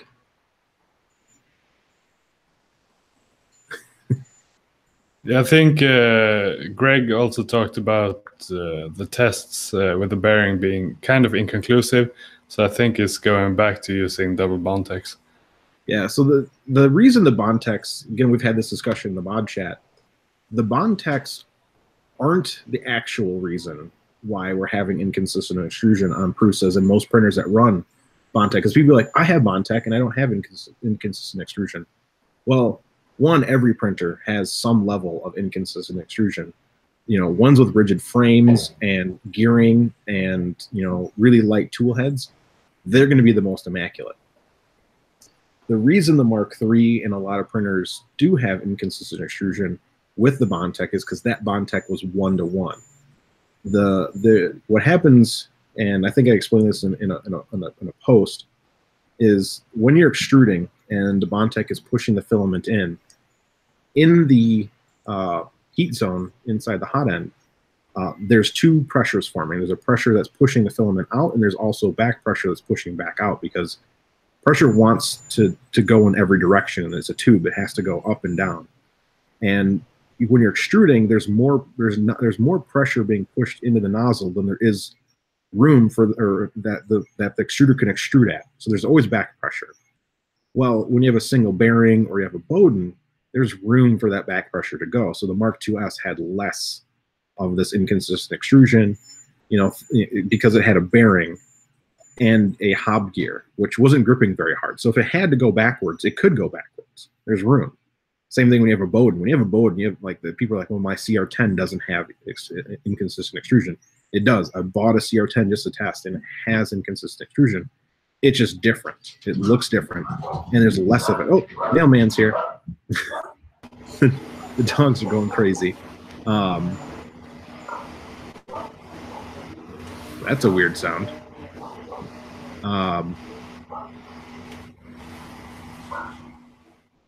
There we go. Since there's nowhere for that back pressure to go, you get these little bursts of filament coming out.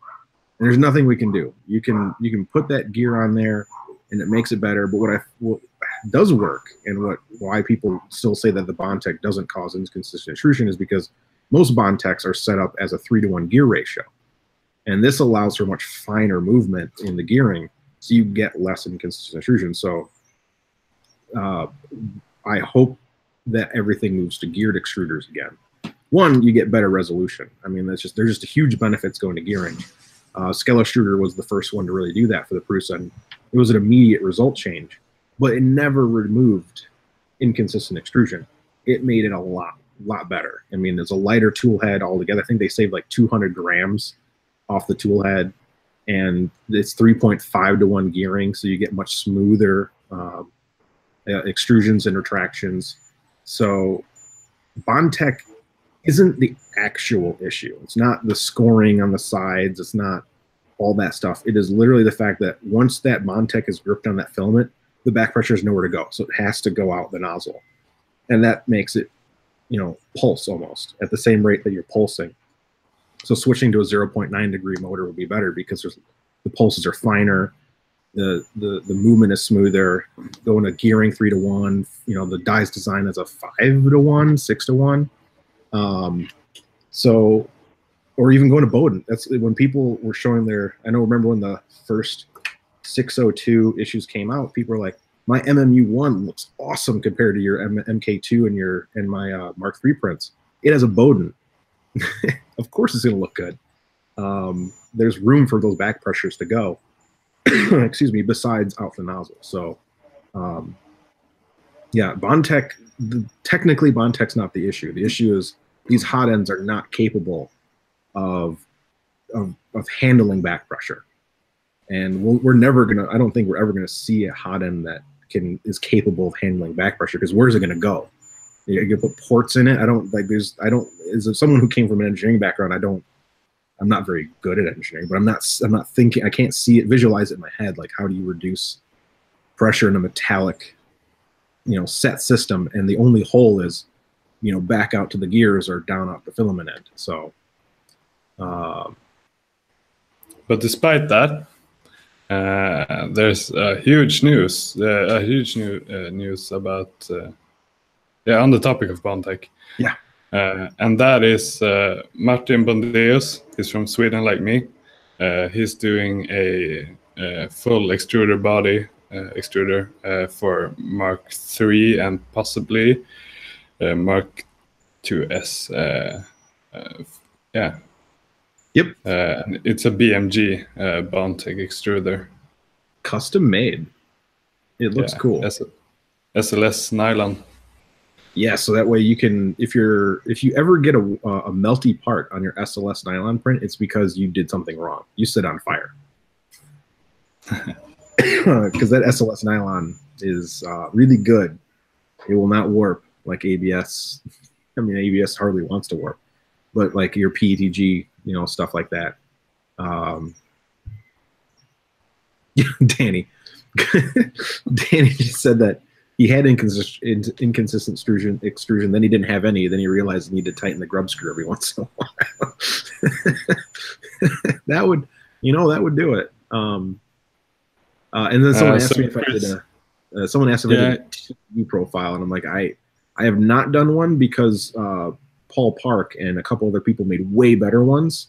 There's a new Paul Park version 2 TPU profile in the Prusa community Facebook page. So download that one. His stuff works. I just gave up on it because when I tested his and then I tried tweaking it, it just got worse. So I'm just like, you know what? It works. I'm done. I'm out. Someone did all the work already. Don't need me ruining it. So what was your impression with the BMG and regarding inconsistent extrusion? Did it help or?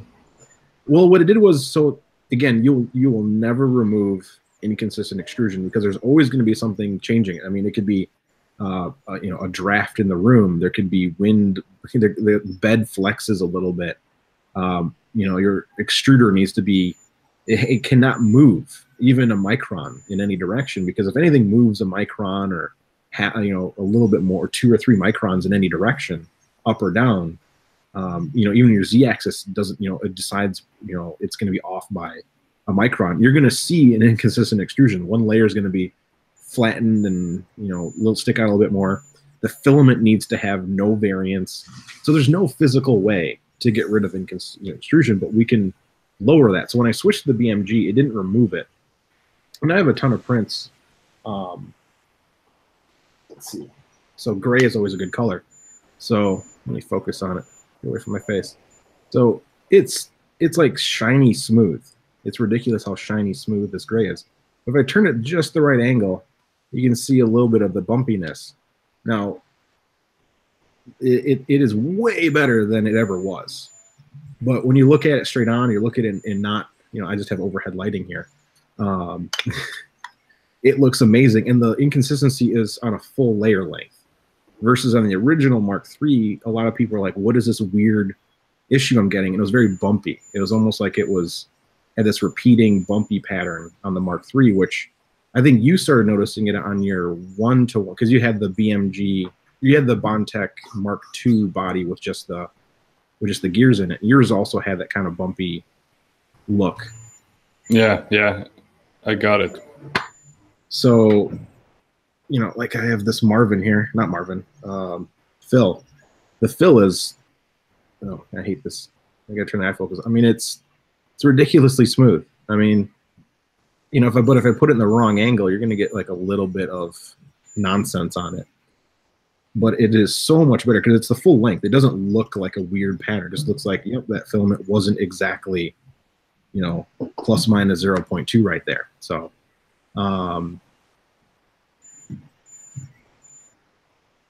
Mike's Tech World, that's a good idea too, having the shooter gears being able to move up and down. It's just, will it work? Mikey, bumpy one. It was actually bumpy on the same layer. And that was the issue a lot of the people had with the Mark III, was the inconsistent extrusion. Instead of being like a full layer, because I have, this is printed on a Maker Select, and the full layer is wavy. Gosh, I wish I had a harsh light. Hold on. Will that work? Can I shine that on layers? See if that will focus on there. Yeah, there we go. So you see how those, oh, it's a little bit too bright. I wish I could, can I move my hand and still? There we go. This is on my Maker Select, and you can see this crazy bumpiness. It's uneven, you know, but it's the full length of the layer. Well, on the Prusa ones, it was like bumpy on the same layer, and the next layer would be a little bit bumpier, and et cetera upon et cetera. And people are like, wow, this looks worse than every other printer in the world. And it's gotten better. They've toned down the amount of current they're running in the motor, so that way they're not not resonating all crazy. But this was the issue on the Mark III. And this actually looked exactly like my Mark III prints. I was having unevenness and some bumpiness and some weirdness. And yeah. But I think at this point, when you switch to the BMG, all it does is smooth all that out. So you get a much finer, like these layers, you really have to get it in bad light on this print to get really bad layers, but it's so shiny. Like these prints that come out of the BMG are like silk smooth on the body. Like everything I print now, you have to get it in a really bad angle. Like even this PTG, which is normally like super susceptible to bad layers. Like you can see some layers there, but for the most part, it's silky smooth. Like it glows with a very fine light. It's very nice. Let's see here. Questions. Jonathan, yes, I already have 2 Nozzle X's on order. So when they come out, I'll have them. Let's see. CFPC. The guy that's been tweaking James's CFPC profile.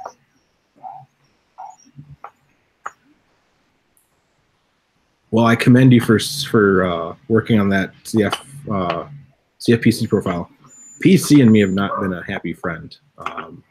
I know Olaf and I both use the eSun PC, the Easy PC. That stuff prints easily. It prints right on PEI. It doesn't really want to warp. I've used it to make print shrouds, but man, bridging with polycarbonate is not fun. It's not fun. Yeah, you kind of have to go way down on your bridging multiplier. Yeah. I mean, in my experience, the EPC is even easier to print than ABS. Yeah, and I don't print ABS, so for me, I don't have a comparison.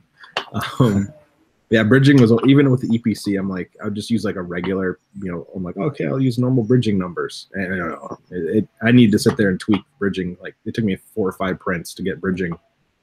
It'd still be saggy in some spots, but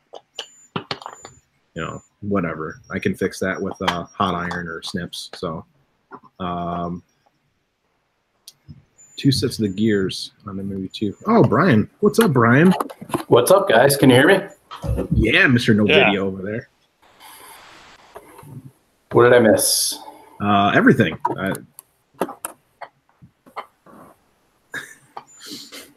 So Pete asked a good question, and he goes, Nozzle X question mark. So E3D launched what's called Nozzle X. It is a hydrophobic nickel-coated hardened steel, using special hardened steel, anti-wanting to wear out. They give you a lifetime warranty on the nozzle. Wow. So that is for you, Pete. And then if I can only print with 1 filament brand and color, that's tough. That is really tough. Prusa Galaxy is amazing. I'm almost out of it. So, Pete, I don't know if it's better than Ruby. We'll find out. So I have the Ruby now on what I call my printer Toxie over here. Because I just swapped out the tungsten nozzle because I wanted to see the Ruby again to compare prints. Ryan's over there making a mess. Who, me? Yeah, you. We can hear everything you're doing. But yeah, the Ruby will eventually wear because the inside cavities, the brass is still wearing as you're printing like CF materials and weird stuff. And someone asked if I'm ever going to do finer nozzle. Yes, I just need more printers. I need way more printers. I'm in the middle of debate here because I've been looking at the Railcore too. I've got a custom printer being built, which is going to go right here. It's already got spots since I got rid of my CR10. It's just really hard making profiles for Prusa printers. They have 3, 2 Mark IIIs. Well, actually, I have 4. That my buddy Dan is borrowing my Mark IIs, which is waiting for another Mark 2.5 Bear upgrade. Waiting for those frames, Orlando. Got a Mark III bare frame and a 2.5 bare frame on the way. So I've been stunted in testing because I can only do that, and then I'm also testing filament brands. So I've got, I've already started doing test prints on all these new filaments. That lilac pink thingy and this dark cherry red from Atomic, and this is the faux carbon fiber from Paramount. So it's not actually carbon fiber filament. It just looks like carbon fiber filament when it prints.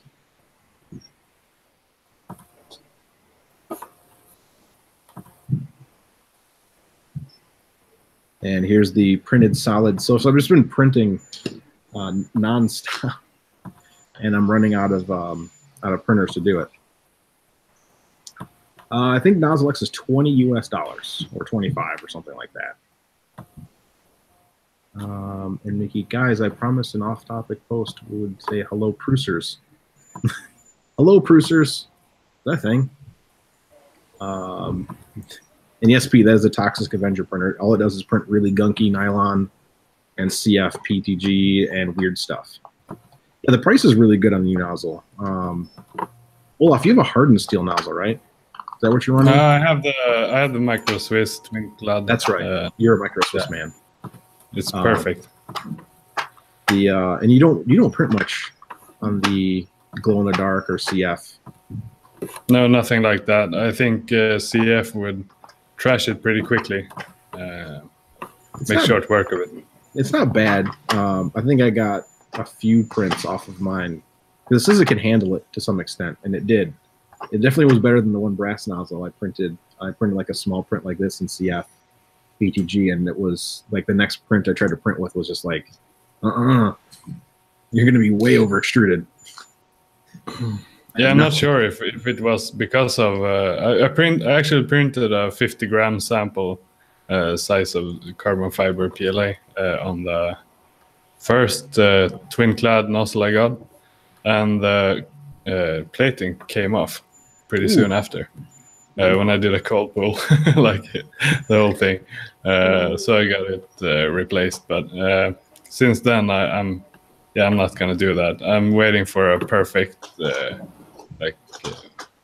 tungsten carbide nozzle of sorts. I think we all are. Actually, I have a tungsten carbide nozzle on my desk here. Oh no, let me grab it. I've got things. This basement is full of so many things. How do I sound now, guys? A little better? Huh? Do I sound any better? Yeah, a little bit. All right. You're still invisible. Yeah, I don't know what's up with that. What are you doing back there, Brian? I'm trying to figure this. I'm trying to figure it out. I think a carbide nozzle with nickel plating on the outside would be amazing. Yeah, so this is the. Oh boy, let me get that real close and get my face out of the camera. Maybe it'll focus on it. There we go. Yeah, there's your tungsten carbide nozzle. And actually, I'm going to test. Is it magnetic? Here's an earth magnet. It's magnetic. So that doesn't make me feel good. Because tungsten isn't magnetic. But I don't know if tungsten carbide is supposed to be magnetic. I know all my other tungsten stuff is non-magnetic. So that's not good. Thank you, China. It's also very heavy, which tungsten is heavy too. So I don't have any other tests. Also, the other thing that bothers me about the design, and this is from Connor Edson. He got this for me from a Chinese manufacturer. He ended up picking up one for himself, and he's like, "Do you want one?" I was like, "Sure." So he picked one up. But it actually has, oh boy, it's got a bode. It's got a dip, which just means it's going to collect molten filament while it's printing, because the heat break's going to be flush to that, and then there's this dome. So I'm not fond of the design. The tooling looks good, but it looks machined, which is something that's odd for tungsten carbide. But the fact it's magnetic, does anyone know?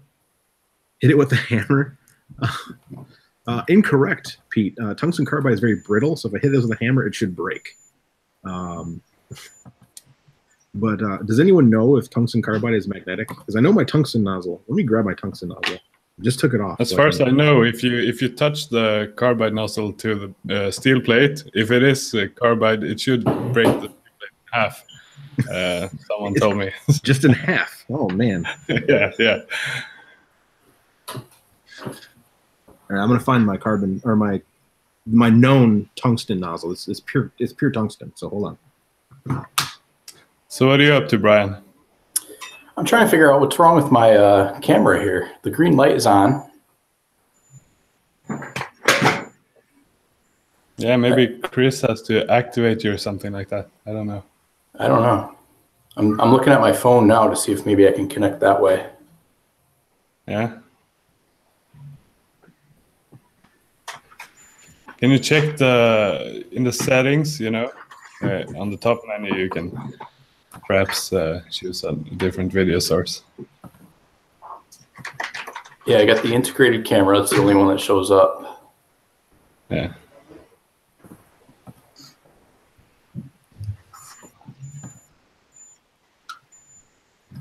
I have no idea where that is. Oh wait, the magnet stuck to my head. There Hi, it is. OC. Hey guys. What up, OC? Hey, this is the first time I've connected on one of these. OC was able to connect no problem. I know, right? That's because it's OC. He knows how to use technology. Not me. I'm not on Wi-Fi either. I'm all I'm on cellular. Oh, maybe that's what it is. Hold on. I'm going to get an Ethernet cable. I forgot I'm upstairs. All right, I'll be back, guys. I had some confirmation here. Both Pete and Pete both chimed in. So tungsten carbide itself is non-magnetic or paramagnetic, very weakly affected by magnetic fields. So weakly it may as well be non-magnetic. And my tungsten carbide nozzle is very magnetic. Oh, so you would know this. Is tungsten carbide magnetic? Should this thing be sticking? I have no idea. You're supposed to. You're driving and talking. You're the best. Well, I came. I met someone from Craigslist to buy a roof rack for my wife's car, and then stopped by the dispensary. Now I'm going back to work. Work. This is work. This is your moderator. Yeah, that's right. But I remember Midwest Tungsten. Yes. So with stainless steel, the whether or not it's magnetic totally depends on what the alloy elements are. So probably I would expect the same could be possible with tungsten carbide, that some versions could be magnetic and some not. True. But I don't know. Just a guess. Could have a lead in it. It's a typical. Lead's not magnetic. Oh, it could have iron in it. Iron. I think they have to sinter the carbide in some metal matrix with some kind of alloy in a small percentage. So maybe that is the magnetic parts. Man, for a small percentage, Possibly. I mean, I can move it with the magnet and pick it up pretty easily, like a steel nozzle. What are you doing back there, Brian? You're making so much noise. Rummaging around. Olaf, is that you with the pink shirt on? That's me. Hey, nice to meet you in person. Yeah, you too. I should have expected an accent with your name, but I've never heard your voice before. Ooh, does that sound better? I muted Brian. Nice to meet you. Yeah, you too. Oh, nice to meet you too, OC. So I've seen you before, haven't I? Damn it. No, never. I guess I've seen you on these things. I just haven't joined. This is true. How do I go back to the dang knot? There we go. That should do it, right? Yep. Okay, it's back to auto. This isn't just mods, right? Anyone can dial into this? Yeah, anyone. I don't see anyone else, but... Yeah, there's 3 admins in here now, and a Brian. But yeah, I haven't added anybody else. Oh yeah, Brian's an admin too, right? Yeah, I think so. Oh man, we have like 93 admins in our group. It's the best. Yeah, so I guess maybe this thing could be tungsten carbide, but it I don't know. It could be just hardened steel. I don't know. We'll find out how China treated me. Yes, you are correct that the tungsten carbide needs sintering and a lot of work to make it happen. Something happened with Brian. So is it a powder? Yeah, so they're laser sintered and then they're be sintering. I guess that would explain why it's commonly used, like to powder coat tips of tools and things like that. Ooh, Claire joined us. Where there's machined carbide tips on saw blades and things like that. Yep. That are not sintered. Well, I think the process is to make the shape, general shape in that sintering thing, and then they machine it. Oh, okay, maybe so. Versus making a whole block and chipping it away. Yeah, maybe so. So Mike's Tech World writing that you can send it to Cody. Is that Cody's lab, Cody? Yeah. Oh man, I'd totally send it to Cody's lab. That'd be dope. I like his channel.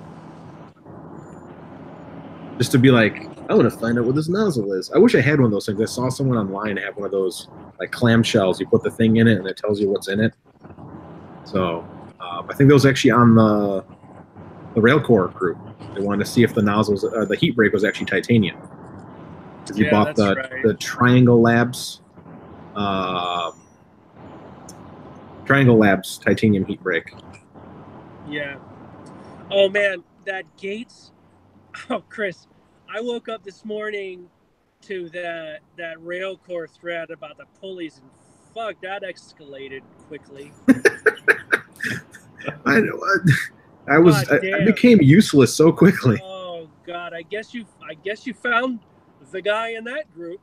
I did, and I was being nice. I was like, well, well, I mean, at the beginning. Yeah, but I was useless so quickly. Yeah, that was real. It was nasty. Yeah, it's okay. It all calmed down. Yeah, so, as it should have. Yeah, I didn't help it calm down until later. I was like, whatever. I'm gonna go back to printing. I'm useless. Boars shouldn't have boobs. I don't know where that came from. I don't know that saying, but. So what? Do we want to broach? I'd love to ask about the gate stuff, but I don't. We just did it. We went through the whole thing. So Sanjay, just a quick recap. Sanjay directly from E3 messaged me yesterday. And we talked for like 2 hours about it. All of the gate stuff that they're selling are 2GT. So it's a 2GT belt, 2GT pulley, 2GT idlers. They're all matched. That was the confusion. So that they have confirmed that everything is 2GT. Don't worry about it. It's good to go. My initial test also confirmed that the 2GT belts they sell, well, of course, you can actually look on their website. The photo has the little thing that says 2GT on the belt. But the belts they sell are 2GT belts. They do fit on their 2GT profiles like they should. So. Right. So if I buy belts from them to go with the $70 worth of pulleys and idlers that I already bought from Extruder. Yes. In the interim between it going live and you posting your response. So now I have those, and I could just buy belts from them, and then they should match well. But what about the quality of those pulleys? I mean, they didn't look very good. So speaking to Sanjay, the quality doesn't look that amazing. But I guess the most important part is that the tooth stock, and the tooth stock, even though it has those ridges, are he says they're flat. He just says that it's kind of like on a microscopic level where it has these waves, but it's a very flat stock, so it shouldn't be an issue. I just threw them on my Mark III that's running all 0.9 degree motors right now, and it's smooth. I mean, they're running smooth, and I'll find out if they wear, and if they wear, then they're bad. If they don't wear, then I've got a little, on the idler side, I've got a little catcher thing for black powder, and I got a piece of sticky tape underneath the pulley side. So if any black powder falls out, we'll know. But All right. the tooth profile matched. I'm tempted to do that for my rail core build, is to just get the belts from E3D. That way I know they match. The thing about GT2, GT3, or other Gates belts, so you want to buy the Mizumi stuff to match with them, but how do I ever know if that the Gates, the finger quote Gates belt that I'm getting is really Gates? So there's 3 Gates companies. There's Gates China, there's Gates United States, and Gates UK. Gates UK and Gates United States only make GT3 belts now. They do not produce any more GT3 belts. They also do not produce any GT3 idlers and pulleys themselves that are 16 or 20 tooth. Only Misumi makes Gates GT3 pulleys, and they don't make any bearing idlers in GT3. So you'd have to use a smooth idler. And the smooth idler doesn't matter because it doesn't have a tooth. It's smooth. Right. The ones from E3D are made from Gates China, who only make 2 GT belt power grips, and they only make 2 GT pulleys and idlers.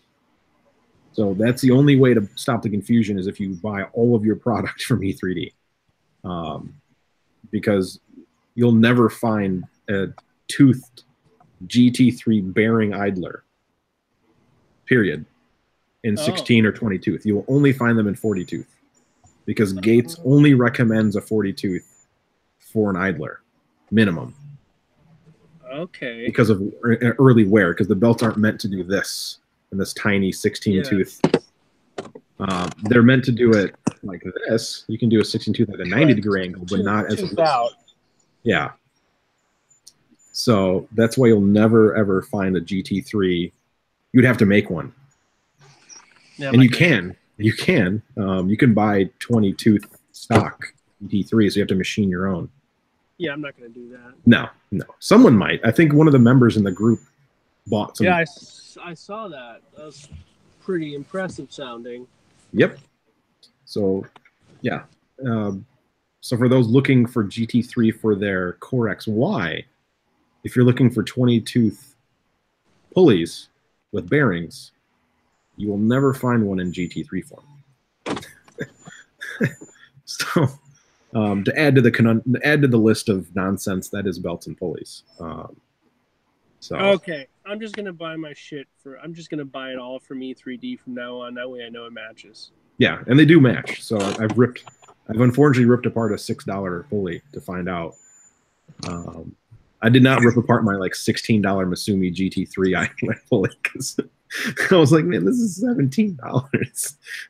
It feels like it works. I'm just gonna call it a day. And then LDO is working on finding 16 tooth or 20 tooth toothed idlers that will fit Prusas, because we just talked about it. The idlers for Prusa don't work. The E3D idlers are too wide. They won't fit in Zerabo. They won't fit in Bear. They won't fit in stock Prusa idlers. Just won't fit. They're too wide. They also have a smaller flange, which isn't a bad thing. That's just a smaller flange. But they also only come with a 5mm bore. Right. So they won't fit on any of the stock, because you have to switch to a 5mm bore something. So right, which is what we want for rail core, but yeah, anything that's Core XY, you want 5mm on all the stuff. Okay. Well, hey, perfect. Well, I'll just wait till LDO makes those, and then I'll buy them from Jason. Yeah. I'm buying them from Jason. I don't care where you buy them from. So 3D Gussener, yes, you can get. Misumi does make a K shape and A shape. The K shape is more traditional to the pulley, but there's no bearing, and the largest bore size is 6mm bore, so you might be able to fit a 6mm to 3mm bearing, which I believe I have, and I think people have modded it to work for Prusa. So we might be able to like mishmash something that works for Prusa, but you'll definitely never find an idler with 6mm bore that does a 5mm hole. That'd be a crazy bearing. That'd be a really crazy bearing. That is one weird 1 millimeter thick bearing. Yeah. Not a good idea. No. I mean, you can maybe think of somebody that can make a whatever those things are called, little like Bondtech uses the pin bearings or whatever they're called. Needle bearings. But there's nowhere you're gonna find one that's 1 millimeter thick, because that's just a gap that you don't want to make anything with. Oh, what color is this red for? This is atomic dark cherry red pearlescent. So if I zoom in there for Jason, I think it was Jason. No, it's Rack. This is gorgeous. This is my new favorite red. It is deep cherry red. It has sparkles in it. It is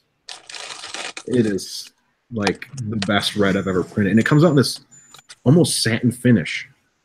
Oh yeah, I've been printing with. I've never bought atomic previous to recently, and I just got some of the. I got some of the green sparkle. Mm-hmm. It's probably the same stuff as that, but in green, and it's great. Dude, their PETG is ridiculous. It is now my new favorite PETG. It's. God, I haven't printed PETG in like a week, a couple of months, because my Mark III, I took it apart to replace the bearings, and that expanded into other changes too. And I haven't had the time to put it back together yet. So I'm just running my old Prusa, and I've never made a profile for it for PETG.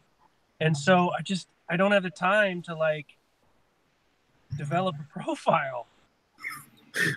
Just throw the pretty PETG profile in there and hope it prints. I guess I could try and then figure out, what other parameters need to be changed and everything to work on that different printer and whatnot. But I just, like more than 15 minutes of free time at once is just so hard to find. What you do is you call me up, because I just finished printing my buddy's entire printer for his Mark III in atomic pearlescent blue. Ooh. Which, if you want the coolest blue, I mean, it's not the coolest blue PETG I've ever printed, but this is the Raspberry Pi case, and this blue is, let me block my eyeball so the eye focus turns off. Come on, you can do it. Force it. Just do it, camera. But eventually you'll want to focus one day. Wait, is it gonna do it? There it is. There we go. So this is their pearlescent blue. That's nice. So that looks satin instead of gloss, is it? It is satin instead of gloss. That's great. The color is fantastic. I just love this blue. It's just nice. It's kind of like sky blue, but kind of not. Yeah, it's a little more slatey. And then of course I got the new Bear Extruder, because I just finished the 0.60 Bear Extruder, and it's so well done. Is that a new release? As of I think a week and a half ago. And yeah, that's newer than the one I printed. Pedro, it's in the Git, right? It's in the repository. Yeah, there should be one for that. And there's just go to the Facebook group. There should be the latest. He also put them on Thingiverse. So if you search Bear Prusa on Thingiverse, they're there. He didn't have the extruder up there at all previously. Yep, he now has the X and Extruder X, because he did some changes to both. Okay, rad. Pedro, you need to make friends with Claire. She's one of our admins on the group. She's also in New Zealand, and she feels your pain at not being able to find cool filaments in the land down under, well, near the land down under in New Zealand. I mean, you're near, right? The other land down under. The one where they record movies, like instead of Crocodile Dundee, you've got Lord of the Rings. I mean, what's that drive-in movie? There's a horror movie done that's a drive-in theater movie from the 1980s that was done in Australia too. That was a really good flick. It was like Dead End Drive-In. I don't know. Could be Dead End Drive-In. I don't remember. It was really cool. They would send their kids that they didn't like to this drive-in, and the drive-in would just keep the kids forever and be like, "You're not worth being in the world, so you're here, locked up in this drive-in."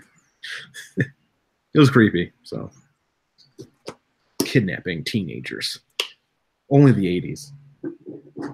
Chris, I keep hearing this really high-pitched squeak sound. I think it's your printer back there. That is the all 0.9 degree Prusa right here. It sounds real nice. It does have a higher pitch squeak because I didn't know what motor currents were at. I quickly was running through the Marlin, the source code. I was like, okay, where's the currents? Where's the currents? I didn't remember if the X and Y axis were 200 milliamps or 300 milliamps. I was like, it needs to be more, I think. So I just plugged them in at 400 milliamps, and I think it might be a little bit much. So I know the extruder is 500 milliamps, and I know the Z-axis is 500 milliamps. I did not remember what the X and Y were. So, because I've never had to change that before. DB found the link. There you go.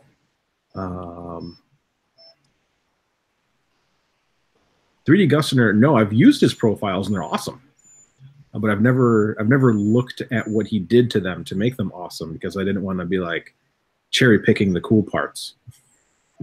No, you never do that, Chris. Yeah, I would never do. Never, not once have I ever looked at anyone else's profile except for OC's.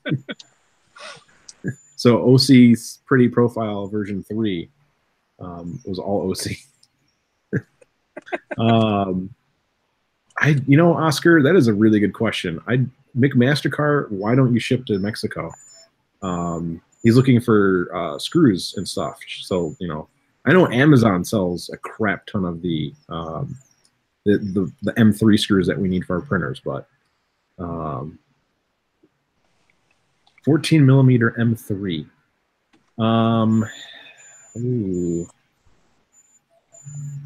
Ooh. Get those on Amazon. Huh? I'm sure you can get those on Amazon. Oh yeah, that's where I got my initial ones. I would buy those. I think I've got. Oh yeah. I do have a link to a shop that I use when I need specialty screws, metric screws that I can't find on Amazon. McMastercar? No, some other one. If I don't want to buy a whole box, I can't remember the name of it. If I could look it up and link it later. Brian just joined us. What's up, guys? Can you hear me better now? Hey, Yes. Brian. I no longer hear clack, clack, click, click, clack, clack, tack. I am on my phone, and this seems to be working better than the computer, so we'll stick with this. We got to stop using the Commodore 64 to log into the internet, bro. That's true. That's what I was trying to do. All right. Hey, that 0.9 degree cute octo is still printing, and it's looking pretty good. I'm going to stop it just to make sure the infill looks good. But cancel the print. So the monkey turnip asking what kind of pasta Oz is eating. Yeah, what kind of pasta eating, bro? Why aren't you sharing? Sorry. I'm eating my lunch in the car. It's like a chicken Caesar pasta from 7-Eleven. Sounds delicious. There's a 7-Eleven across the street from my work, and so that's where I get lunch most days. But I can't get any of the sandwiches that I usually get because I'm too afraid to eat lettuce. Yeah. Romaine lettuce. Like that pasta salad that's got some baby spinach in it. That's not bad. Spinach is fine. It was just the romaine lettuce that was right. Yeah, it's bad. And my wife's a health inspector, so I definitely heard all about this romaine lettuce. What's funny is I had romaine lettuce the other day, so I'm still alive. But I eat American food. If I keel the bucket, we'll know why. It was that dang Caesar salad I had to have. Yeah, that's right. Bolt Depot. Someone just posted risky birdness. Said the Bolt Depot. Oh, Bolt Depot. Yeah, that's the one. That's the one I've used. It's good. Whoa. It's better than. There's Mr. Metric also, but God, they are so expensive. Bolt Depot is better. Mr. Metric. Yeah. It's like that meme I posted the other day. Whenever an American is winning in an argument, the Europeans always slam down the metric system's better. And it's true. You guys can win every argument just saying that. Like if anyone ever gets into a debate with someone from America, just say, well, we use the metric system. What do you got? And they're just like, I'm done. I'm out. I got nothing. Hey, you know what? I haven't heard that since we elected our president. Who cares about what we use for measurements at this point? Oh, no politics on the chat. Sorry, okay. No, that was uncalled for. Hey, I'm on my phone. How come I don't see any comments or scrolls or anything. Do you have to be on the computer? Hey, Brian, can you see any of the comments on there? Not on my phone. I can probably check it out on the computer though. I think you have to be on the YouTube channel. Yeah. Comments.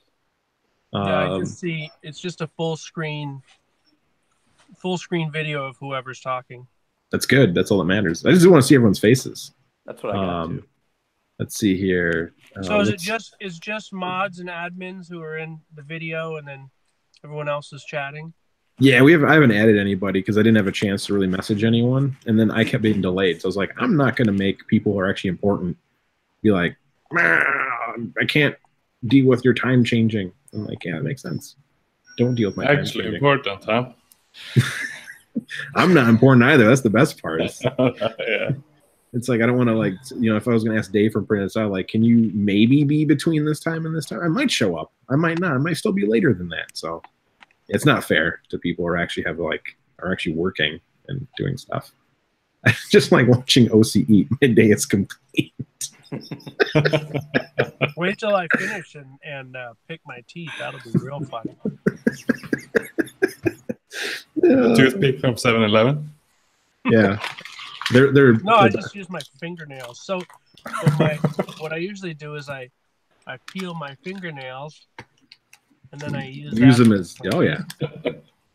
My wife doesn't like it. I don't know why. You could always use some prime strips for that too, you know. Hey, OC, John Madden says hi. Hi, John. I'm eating fish now. Oh, you're eating Olaf fish. Uh-huh. Oh. Yeah. Trader Joe's makes them better, though. I don't forget what they're called. I think they're called like Swedish swimmers. Yeah. We don't have those in Sweden. I was going to ask that. You don't have Swedish fish in Sweden? I never seen them. Well, so I don't think so. It's like, you know, pickled salmon. We have like in stores where you buy groceries, we have like USA shelves. You can probably find there. Let me see where they're made. These are made in New Jersey. Oh no, these are made in Canada. They're distributed by Mondelez from New Jersey. So I'm eating Canadian Swedish fish. So Eric, thank you for these beautiful Swedish fish. Uh-oh. I think they're horrible. Actually, I really like Swedish fish, but I like the tropical ones better. These doesn't taste like cough medicine, but they're so good and chewy. Chuck says hello. So our other mod is there too. Canadian fish. Mm-hmm. Oh man. Hold on. I'm gonna pull that print off and see how bad it is.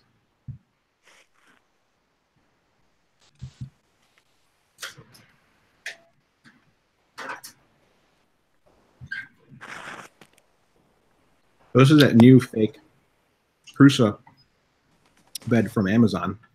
What? This side is the damaged side. Ooh, will you post a link to that? Yeah, just look for PI version 3. It works, but mine fell apart on the side. He's sending me a free one to replace it. They're sending me a replacement. But it works. It works just like the Prusa sheet. I finally got my my Prusa sheet a couple of weeks ago. And you love it. My Mark III is still down, but I just put it on my Alt Prusa, and there's like a 20 millimeter strip around the side where there's where the sheet's not as big as the bed, but I love it, man. It's great. Yeah, it's weird how well, like for printing PETG, it is by far my favorite material. So I'm inspecting, this is the same material. So this one is on the 0.9 degree, this is on the 1.8 degree, same printer. And there is actually a huge difference. This print actually has mohair on it. There is, so I don't know if the camera can show this, maybe it'll show up if I look at it. Is it showing up? I'm not seeing it on camera. But when I'm looking at it with my eyes, there's a circular pattern that originates and kind of radiates around. It is non-existent. Like salmon skin? Yes, there's salmon skinning on this one. There is none on this one. It is smooth. There's still. Oh yeah, it is the exact same amount of extrusion issues, but there is zero wear, which is what I was hoping for. Infill is not broken or cracked. The lines are smooth. That is interesting. The testing is working. Plus, there's less of that buzzing. Is the buzzing gone now when I'm talking? Oh, yeah. It's much better. It's that silly printer. God, that is weird. Let's see if I can photograph this. I'll send it to the group chat. So if you're just catching in, I swapped my whole printer to having 0.9 degree motors. A photo of that. If we can see the wavy circles there. There's this one. There's no wavy circles. Sending this to the group chat. So it's the same printer. You printed the first one before you tore it down, then you swapped the motors. Mm-hmm. You didn't touch any of the axes, any of the linear guides or anything? Mm-mm. Just swap the motors because there were already Moon's motors on there. So I just unscrewed the mount and popped the motor off, took it off the cord, popped the new one on the old cord. There you go. It's in the verbose mod chat. You can see the one that's no head on it. Has no circular wear pattern. You zoom in on the. There's definitely salmon skinning on the other one. Oh, neat. Because I know the rail core runs on all 0.9 degree motors, correct? Yeah, I just ordered my motors yesterday. I didn't order the ones that were in the bomb, though. I just went to Stepper online and picked some out. 1.4 amp, right, is for the ones they're using on those? No, I think I 2 amp? 2 amp. Okay, because you guys are running the Duet 3D version 3, right? Or version 2? Yeah, the Wi-Fi. You lucky bastards in your built-in Wi-Fi. Lucky, we just pay for it and then you have it. I do need to get a Duet. Hey, what's up, Brian from Scotland? Yes, they're printed it's exact same profile. Exact same material, exact same profile. I'm posting another picture to show the non-existent molar. So who makes those 0.9 steppers that you're using? They're just Moons, since I already have the wires connected. Yeah. Hi, Claire. Hey, Claire. Hi, I managed to get on. Can you hear me? Yeah. Yeah. Welcome. Yeah. Great. Ooh, so Fastenal actually is a company in Rockford here. So someone just posted Fastenal and Bolt Depot as others get weird stuff from. I haven't found the weird stuff at Fastenal. But yeah, this is the sheet. I can't grab my Prusa one because it's printing right now. But the only difference is this is definitely a darker tint, but you can see that weird like gasoline film look on it. Yeah. Exactly the same. It's weird, but this side chipped and fell apart really fast. Nice missing chunk right there, and it continued to grow because I kept printing on it to see if it was just like powder coated sheets.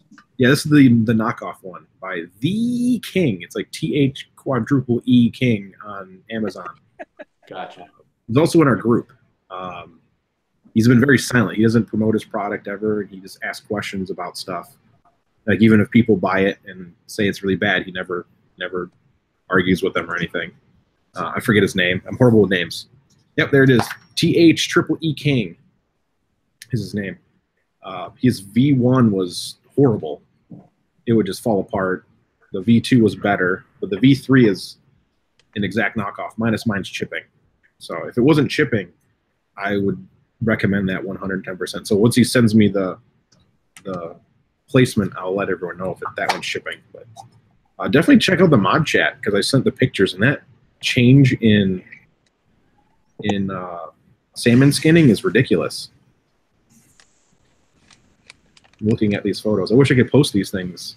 Well, I guess I can. I can log into the mod chat and share my screen. Let's see here. Well, check out what was said first. Don't. Oh yeah, I'm not gonna open it up crazy like. Hey guys, want to read all the stuff Someone you say type about in you a bunch of guys? periods real quick, fast. Delete all the things OC says about Matt. I wish Matt was here. That guy's got to stop living in Australia. Silly Australia. Down underness. They make the best licorice, though. Sorry, America. And your coffee syrup licorice. That's the. It didn't load to the verbose chat. It's hanging. Why is my pictures not posting? Let me switch to Wi-Fi. Maybe my LTE is being. Bless you, old man. Thank you. Let's try that again. Pictures, send. Huh. All right. I know what I can do. Shift Command R. Open up my AirDrop. And then I'll AirDrop it to myself. Hey, Claire. What are you doing? I'm trying to get my headphones to work on my computer instead of on my phone because I can only connect to you on my computer, which is a pain.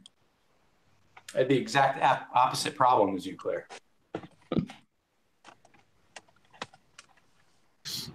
Mine works, but mine's USB and it's expensive. Well, not really. It's actually pretty cheap for what it is. Stop it, YouTube.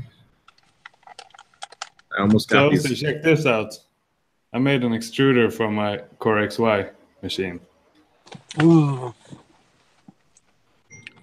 Me likey. Yeah. It's nice. Recognize that shroud? Is it a Dyson? Can't really see. Yeah, yeah. It's a bit too high right now, but I'm gonna sort it out.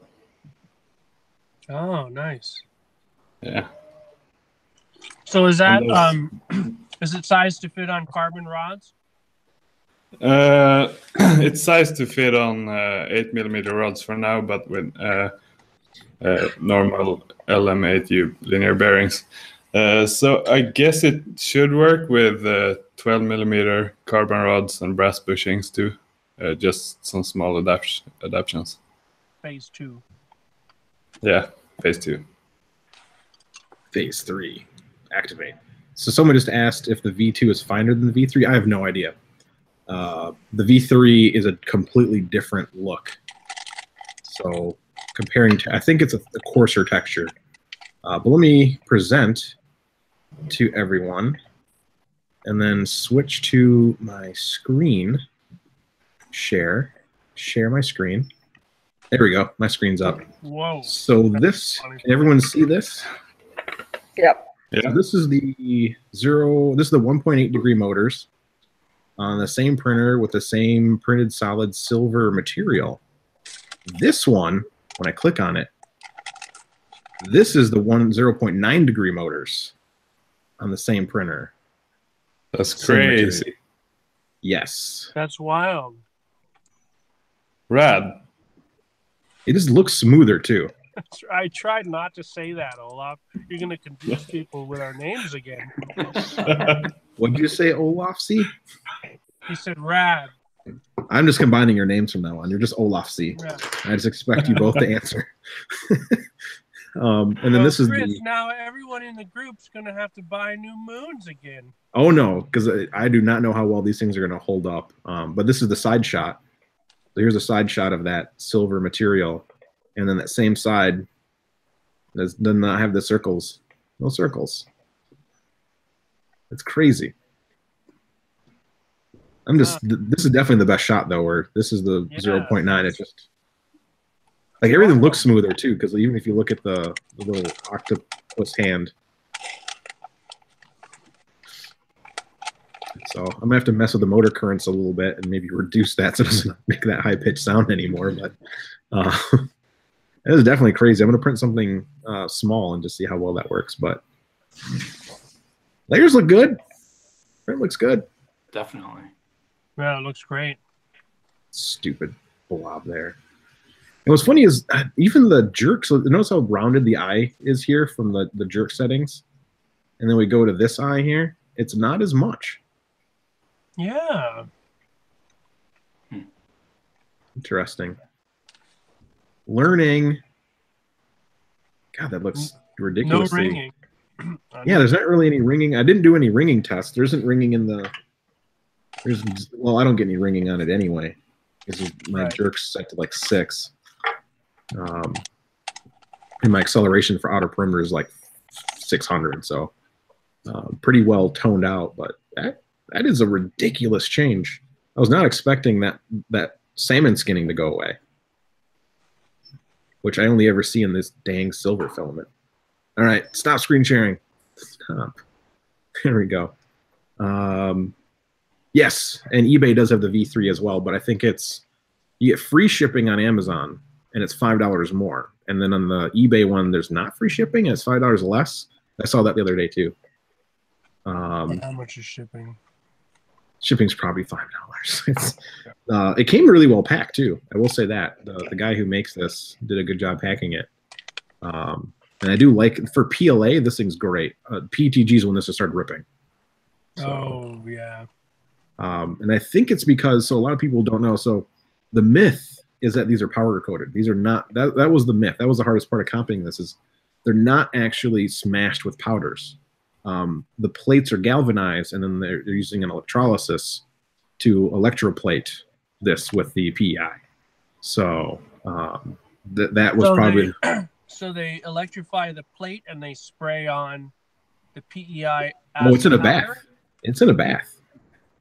It's in a liquid bath when it's done. If you ever looked at, they posted a picture of it when they were having issues with it, and they're like, we're finally starting to get a good supply of them. I think this was like 3 months ago, and they're like, we finally are getting, we're getting 10,000 a month, but we have to throw half of them away. They posted a picture, and it's submerged, and you can see bubbles, and it's in a liquid. Oh, I didn't see that picture. I remember that statement, but I don't remember a picture. Yeah, so that they're I think they're electroplated more so than they are powder coated, because I know that there's a galvanization process, and this doesn't look galvanized.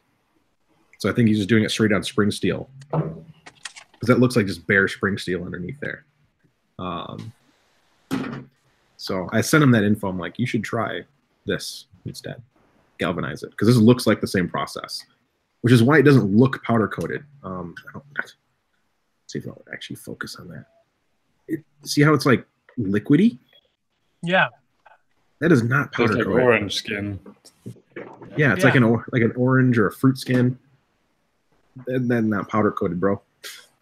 There's some magic going on in there, and I think that's. But it's strange though, because if it's an immersion deposition sort of thing, I don't know why it wouldn't be more uniform, unless the PEI are like largish chunks. And I think that's the issue, is trying to, because it's like a fine black powder. I was talking to Joseph one day, and one of the delays was his shipment of powdered PEI, which is this like black fine powder, was caught by the shipping people because they thought it was like black tar heroin or opium or something, because it looked like, it looks like just black powder. And his name. Go ahead and shoot some up and test it. Yeah, go ahead, guys. Sniff it. I don't know what's going to happen, but you ain't going to be very happy. You're not also not going to get any. You're not getting your. Well, you're definitely not getting any happier. You might get real angry because now you have powder in your nose and it won't come out.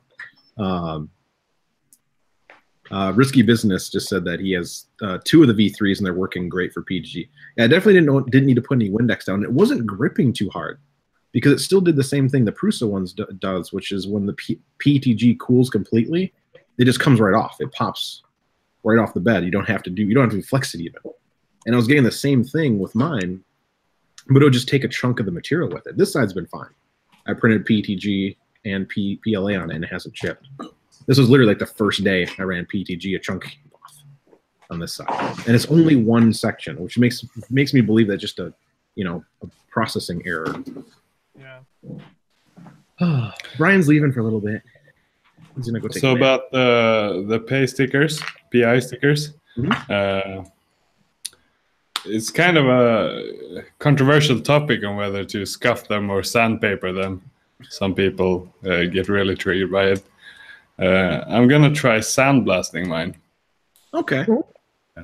Get a texture on it? Lead to, yeah, some kind of texture. I think it could be good. Yeah, I'll get back soon with results. Your I'm okay comment with that. about sandblasting yesterday made me want to get a sandblaster this morning. Today, I got a 25% off coupon from Harbor Freight. So I went and looked up and I'm like, ooh, I can get a 40-pound, fully enclosed sandblast cabinet for $140. Great, except it needs the compressor that feeds it. It needs about twice the volumetric flow rate that mine puts out. So you just need to get both. There's nothing wrong with that. no. Sounds like you need a better compressor. And anyway, so I just got this compressor. It's like I just got it when I redid my porch for doing all the shingles. Someone should post that porch on Facebook and be like, "This is why I haven't been here for a little bit, guys," because that porch looked really good. Oh, thanks.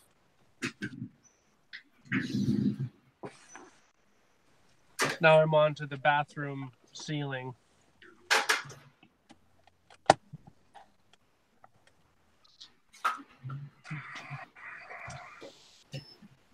All right, guys. So, Claire, you bring something to show and tell. I got to get back to work, but No, maybe you don't. Did I bring anything to show and tell? maybe Yeah. if you guys want to see $20,000 Stratasys, Yes. Yeah. I'll walk you over there. Yay.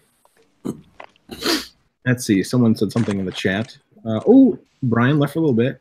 RJ makes his good evening. Hey, RJ. Not vexed. Vedran just left. He needs to go night night. He lives in the Croatia. No, Czech. He lives somewhere. It's a TARDIS. It's a TARDIS. So that holds my doors. You I have just have things to go here because I'm at school. Spatulas. your 3D printed I just tool put holders. heaps of pen holders to hold all kinds of crap. I've done the same thing over here. I have dice that have ions on them so they can learn to write ionic formula. What? The cool thing on Thingiverse, you can design them. I have all these things that have all the kids' names in them so I can call them out. And hit him with it. Not hit them with it. It's a small stick. It's not going to hurt. And Pete just asked if that was on the extruder. No, Pete, I changed all of my motors to zero. My T-Rex head. Ooh, show the This T-Rex is head the again. thing my kids love the most that I have 3D printed. It is a pangolin that failed. You can see the info at the top. Oh, yeah. And they like compete to get to be the one that plays with this in class. That actually is a really cool design. And in the end, I printed the pangolin. I love it, but it doesn't. It looks like fish bones. Yeah. Yeah, well, this is just the pangolin, but I ran out of filament, and I tried to do a filament change, but I was doing it through Octoprint, and it didn't work because it timed out because it was back when Octoprint used to time out all the time. Oh, yeah. I'm And so that was it. And then I never printed the legs because they always fall off. And I never print the legs. I've printed dozens of those to give away, and I never do the legs because they fall off and they're sharp. Those toes. Are yeah, those sharp. toes. I did have a full one that had not broken, but some kids stole it. That's how much they love it. That's what those sticks are for. You hit them with it.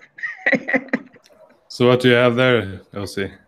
Oh, it's a So that's all I Stratasys. got to This show is you. the Stratasys.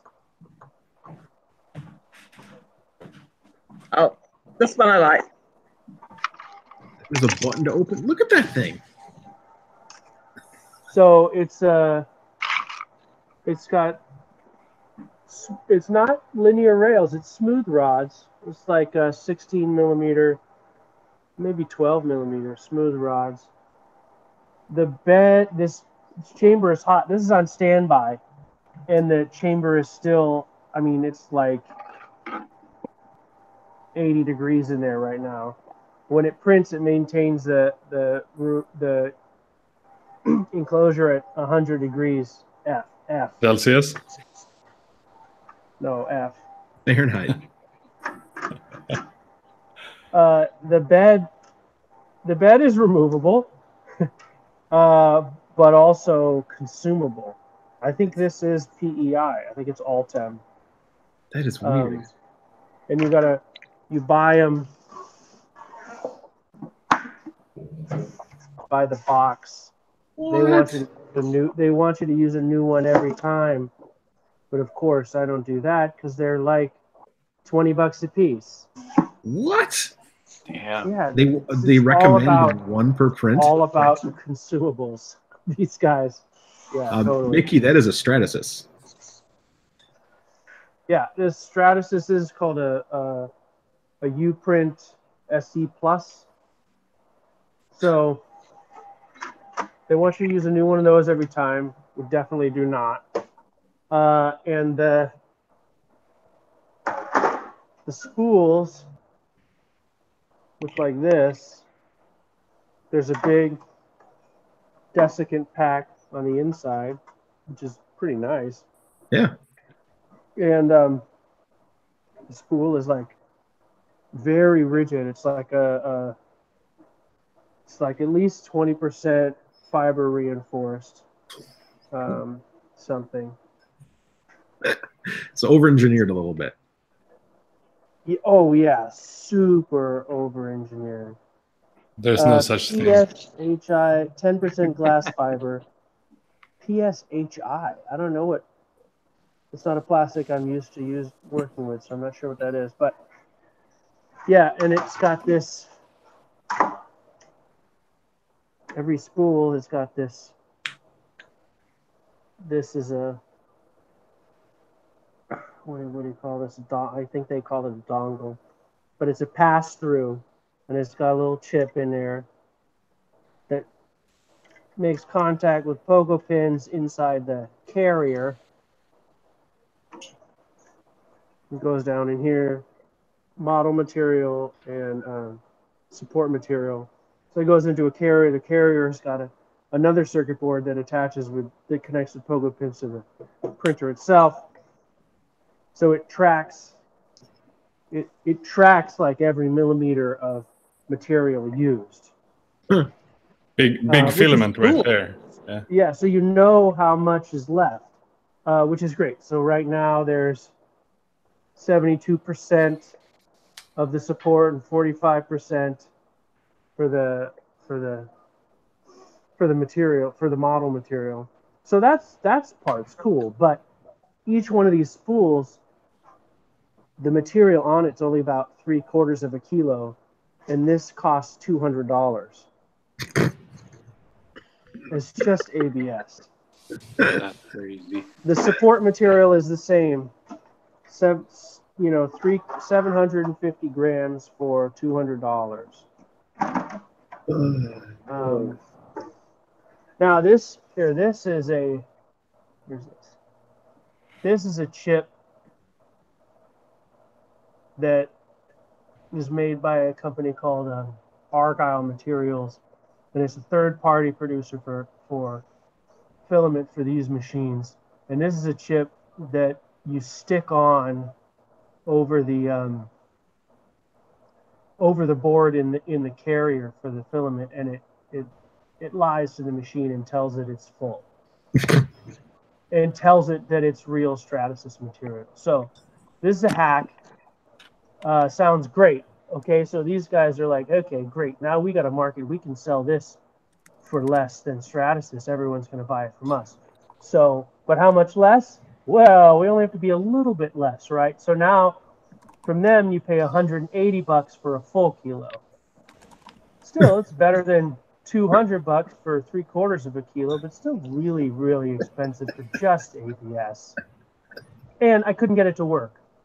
Like I wasted 3 hours of my day trying to get it to work, and I couldn't get it to work. So screw it. We're back to original material. So like Brian just said, it's the Keurig system. Yeah, exactly. But and then this is a heated ultrasonic bath of lye for that's good for you. Sodium hydroxide for dissolving the support material. Oh, that's great. We should do that for all printers. So that part's cool. I like that. I don't. It says there's lie in it. That's bad. Well, Dangerous stuff. yeah. Why? it works well. I mean, lies in everything. So we got, well, there's no one over here in the lab, so I can give you guys a little tour if you want. We got chambers all over the place. Here, we got an Instron here. A what? An Instron, tensile tester. Oh, shoot. Doing some pull testing. Man, we had a heat stake machine, a couple of 3-axis robots for dispensing, and an ultrasonic welder, but we just sent those down to the factory in Mexico, so those are not here anymore. But I want to work. Oh, is that a giant spool of filament down there? What? Where? Oh, yeah. That's what my Prusa needs. Oh, it's a coax. That's a big The coax. diameter of my pinky. That's what I'm going to perk with in the future. RG213U. Normal. Find that at Walmart. Okay. Another chamber. Okay, so now this over here is our experimental microgrid. So we've got a whole bunch of microinverters hooked up. These are what we make, these microinverters. And then we got Toaster. this is a mock-up of one of our new battery backup systems that we're designing. So we've got, this is, a dryer, an oven, a refrigerator, a fan. We have all that stuff. They're all running on the battery? We've got it all hooked up to this grid here that we made an independent grid. It's not tied to PG&E. Huh. And we've got all a solar array on the roof running through our microinverters, creating a microgrid. So you can turn these things on. I'm not going to do the demo, but you can turn lights and equipment and appliances on and off, and you can see how the energy is used and the power is used totally off the grid, which is something that, so I should say, it can also, it can be connected to the grid, and then if the grid goes down, then it instantly switches to an internal microgrid that powers your house. Nobody else in the world has ever done that before. So if we can make it through the turmoil of all this new management changes that we're having, and we get that thing to the market next year, that should be great. That'd be dope. I need that for my printer room for when the power goes out. Yeah, if you have a solar array, as of now, people think, well, I've got a solar array. If the grid goes down, I got power. No. Every inverter that you can buy is tied to the grid, and it has a switch in it, so that if the grid goes down, it turns your shit off, turns your system off. What good is that? Well, the benefit is that there's no possibility of power being fed back into the grid, so when the PG&E workers are working on the line, they can't accidentally get fried by current being fed backwards from customers. But as of now, from the whole however many decades that solar power has been around, there's never been an inverter that can be grid tied and then continue to work when the grid goes down until this one. So hopefully, fingers crossed, that'll be good. Heck yeah. What if you hook it up to a fuel cell? Yeah, I mean, that might work. Our inverters are all designed for solar, but if the fuel cell puts out DC, I don't see any reason why it wouldn't work with a fuel cell as well. It's a good market opportunity. I'll mention it to the guys. There you go. This You is guys got our your own pond? yeah, we have our own pond. It's pretty. It's nasty though. The water is so nasty. Well, y'all got to get some of those fish that clean it. Right. That's how they pay their rent. Yeah, it's nasty. But it's pretty. It's Sorry better about than. the bell. It's all about that little bit of conservation of the earth.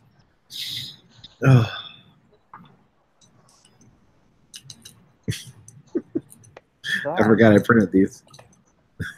They're little Santas that you can print. They print sitting down, and then they pop off the bed. And they got little. Stop looking at my face, camera. I like that. That's cute. Go back to looking at the thing, camera. Get you closer to the camera. How about now? Still focusing on me? There we go. Nah. Tried. Nope. Tried. They're almost. Yeah, it's a little Santa Claus. And it's an ornament, so it's got a little ornament hook. Put a string on it. Cool. There we So- go. Cute. The head moves too. Oh, when it was out of focus, I thought he was sticking his tongue out, but it's his beard. Yeah, it's a Santa Claus. Big old mustachy bearded Santa Claus. Oh, I thought it was Chris with a Santa hat on. No, not yet. Eventually, I'll release one of those things. Good. Big old Chris action figure. Yeah, it's the holiday time, so we have an art show tonight, and the theme is Halloween or Christmas. So, I'm like, oh, print these cute ornaments of Santa Claus. I'll have to post a link to that. Find them on Thingiverse. Someone posted them on Tweetup. I was like, where are those at? And they're on Thingiverse. Hey, what up, Ronald? Oh, I need to send another test print to the printer. Anybody got a good test print that's not a Benchy? Whatever coin. How about your coin? That's not a good test. I want something with a lot of detail. Come on now.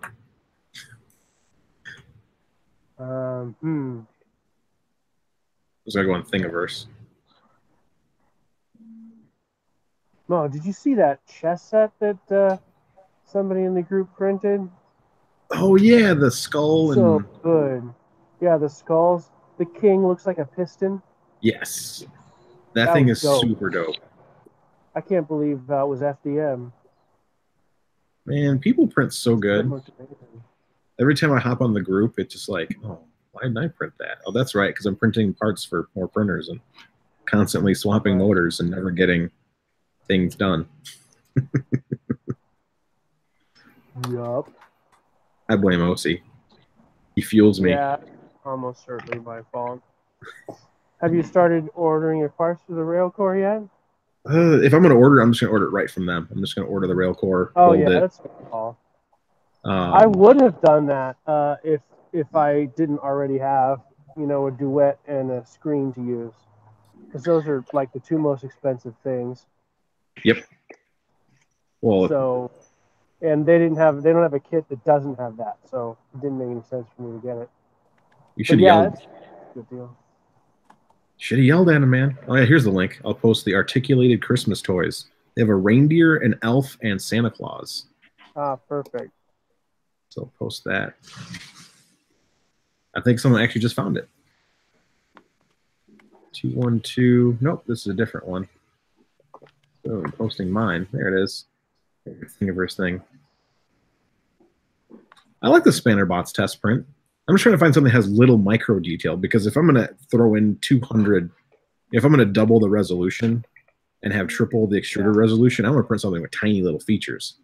Yeah. And see if it does totally. that any better, because that's the hardest part on a lot of FDM printers is, you're never going to beat it an SLA printer in detail, but we can get close. We get darn near close. There was something I was printing the other day, last week, that I just could. I mean, I quit trying. Also, I'm running a 0.5 nozzle. I should really switch back to 0.4. Be like everybody else. Nah, we're not that cool. So many prints with fine detail are designed with a 0.4 nozzle in mind, Mhm. assuming that that's what everybody uses. I You're not switched wrong to a there. 0.5 like 2.5 years ago when I was printing wood, and it was clogging at the 0.4. Mm-hmm.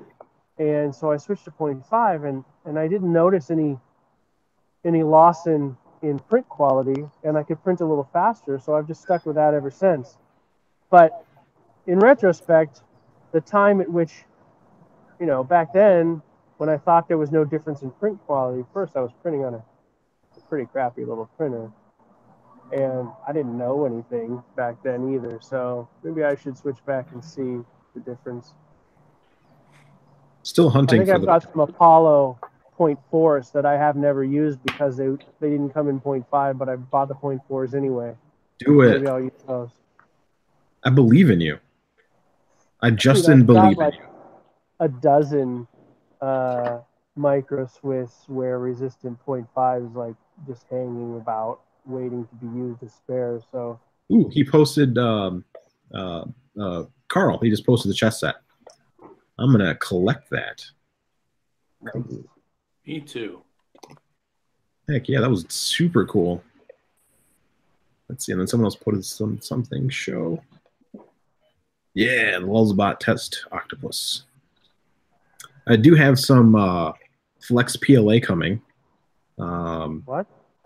Flex What's that? PLA from Paramount 3D. So the guys who made my new favorite white and the carbon fiber black that's not actually carbon fiber.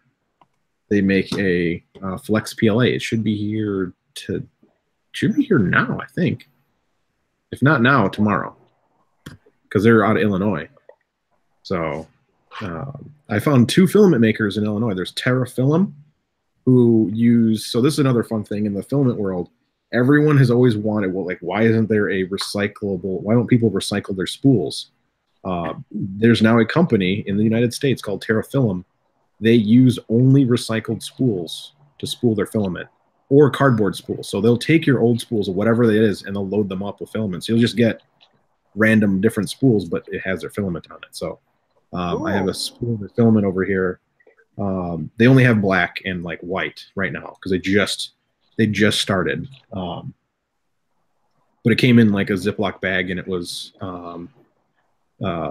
with desiccant and everything, but it had like another maker's spool on it. And they're like, yep, it's our filament, just on a random spool. Cool. Do they put a label on the spool with their print parameters? Yes, they do. And then they also do cardboard spools. Has anybody else had the experience with color fab? Like the spools that I bought, did I get them from Printed Solid? Maybe. I think you did. Remember. That's where I recommended them from. Yeah, then that's probably where I got them. But there's no label on there.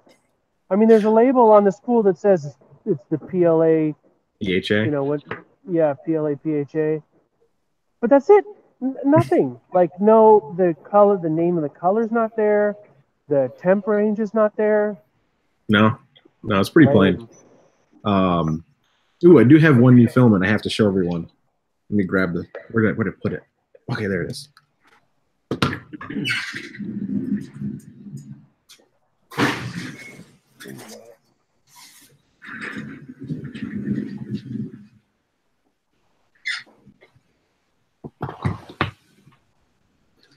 Haha, I'm wheelie back.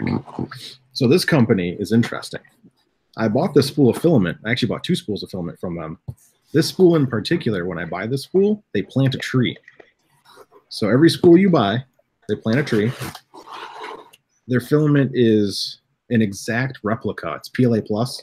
It prints exactly like eSun. But check out how beefy this cardboard spool is. Whoa. With a tin center. So Print Life Pro PLA. This spool, I've already used some of it. Let me weigh this thing. I'm gonna scale. Tarring. So I've already printed 5 prints on it, and they're still 1,300 grams. So still 1.3 kilograms. That's cool. because the spool is so dang heavy. I mean, it is. But every time you buy a roll of filament from them, they plant a tree. So kind of because people want to be more conscious about the plastics they buy. I think it actually uses. It's still a 100% mix. They also offer filament. I just printed with the algae filament the other day. Smells interesting. It's not a bad smell. Smells like low tide. It smells like low tide. But it's really stringy, but it printed really cool. But they're offering a whole line of these of their own filament and color matching. So for those looking for, and they're made in the USA, so you can see that big old made in the USA. What do they like? I'd be interested to find out if they follow through with the tree thing. Like, do they just walk out in the yard and shove a seed in the ground? Done. Okay, we planted a tree. Because, I mean, there's a lot of work involved in every one of those trees if you actually want them to grow to maturity. Let's That's find like out. A lot of work. I think it's the 3D Print Life. Yep, 3dprintlife.com. Like, maybe the guy, like, adds a bunch of chia seeds to his diet, and every time 100 orders have been placed, he takes a crap in the yard. I don't know. So their big thing that they have is they make premium quality filaments, all made in the USA at our medical grade extrusion facility. They make Enviro ABS, which is environmentally friendly ABS. Play PHA, which is a play on PLA PHA. They make a bio PETG, which is a biodegradable PETG. They make a Yoga Flex, which is recycled yoga mat material, turned into flexibles.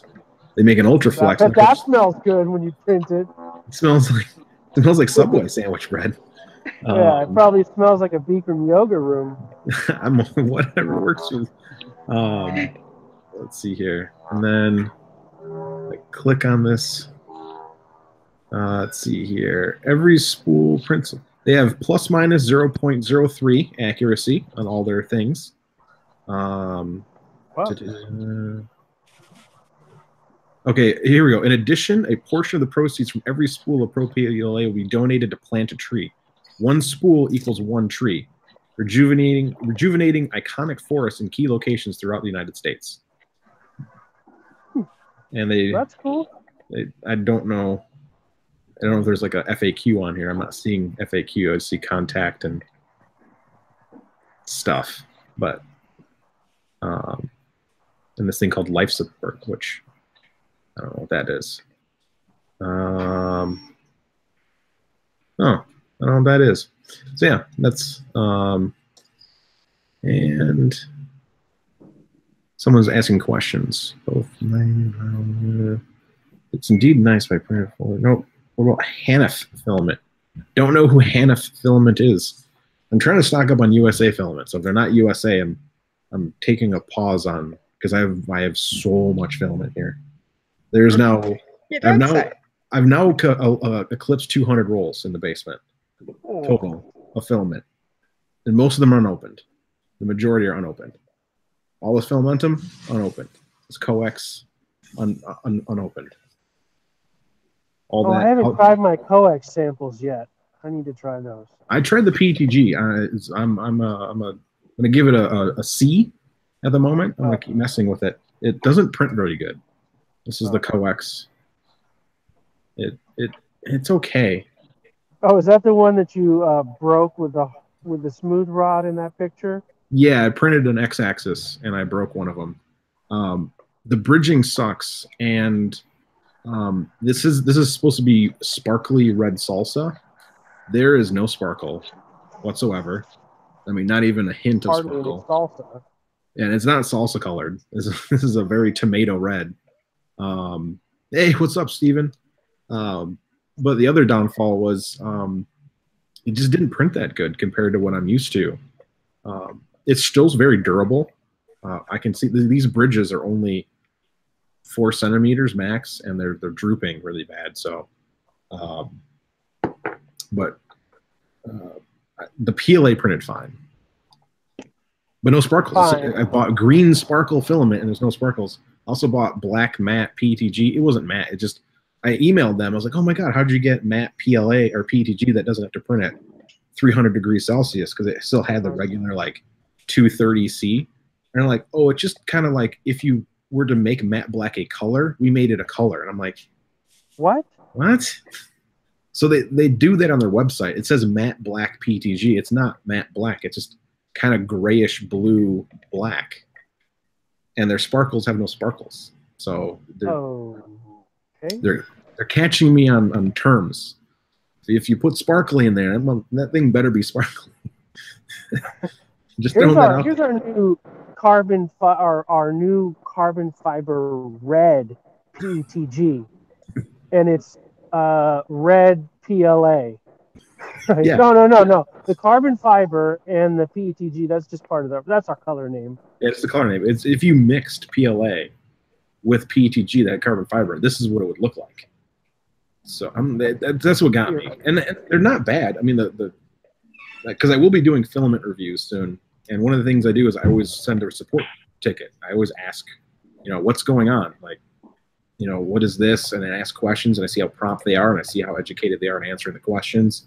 And they're very educated in answering the questions when I'm like, there's no sparkle. I'm like, well, yeah, it kind of twinkles. What does that mean? And the same thing with the matte black. They're like, yeah, we just made a black that kind of looked like it was matte black. I'm like, that's not matte black then. That's just call it blue black or blue gray black or light bruise black. Yeah. That's a good color name. Bruise black. I don't know. Like what I just said. The company is Coex LLC. They make really nice stuff. From what I've heard, but they make a very confusing, these very confusing descriptors for their filament brand stuff. It's like, well, it's not sparkle. It literally had sparkle. Like that was the phrase, sparkle salsa red. There is no sparkle on it, and it is not salsa red. This is tomato. Like this is the dark cherry red. They're the same. All right, forget it. They're dead to me. At least this is sexy. I mean, this has sparkles. It's got yeah, that's rad. But a little disappointed. Oh, they sent you yeah. So Steven over here, the Lightspeed, just was like, yeah, they sent me sparkly PETG and it wasn't sparkly. So I'm not the only one. Thank Jesus, because I was like, did I just get sent the wrong stuff? I mean, that's why I emailed them. But every one of these brands that I've bought, I've emailed like questions and just because my reviews will be more comprehensive towards the brand. Like, should you buy from this brand? You thought you were getting trolled? I always get trolled. You thought it was EC Coex? E Coex? Yeah, something like that. Oh, Pete got me. He said they meant matte black, like the name Matt. So this is Matt's black.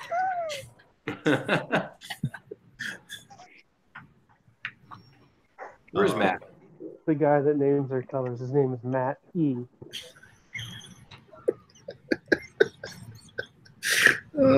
I'd rather have that. At least that would be a better excuse than, well, if you were to imagine the color matte black, this is what it would look like. I'm like, I imagine black. It's just matte colored. And yeah, Carl's correct. I think all filament brands should come with a Pantone, or at least the nearest equivalent Pantone, even if it's not. So that way, is the Paramount printing well? Because I love that they use the Paramount is printing great. So this is here it is. This is the Cadet Blue. Cadet Blue is really pretty. It's very blue. My favorite was the pure white because it doesn't have that weird. It's like if you were to call it translucent, I would say this is 95% opaque. It has just enough translucency to where you don't see those really bad line artifacts that you normally get with white. So it prints this like snowball white. Like this is if I grabbed a handful of snow. This is what I would call snow white. And I used graybeard.com. I think it's just Graybeard or Graybeard 3D. He does a really good job at buying filaments and testing them and showing like what they look like, and that's what I bought it off of. I also have Melt Ink 3D filament, which is their teal, their Quasimodo teal. It's some Japanese word, teal. And And then that's the cadet blue. But they have a bunch of good colors. I have a bunch of stuff printed with it. I'm surrounded by prints, and there's more behind me. So let's see here. And yeah, Steven, you're right. Matte Forge Black is matte black. And 3DX Tech matte black PETG is matte. And Atomic matte black is matte. This whole calling a color matte is just, it threw me for a loop. Because you're using a descriptor. When you say matte black, if I'm buying it, I'm thinking that the material itself is going to have a matte finish to it, not the color looks like it's a matte color. That's not. That doesn't make sense to me. It's just a different color. It's not matte.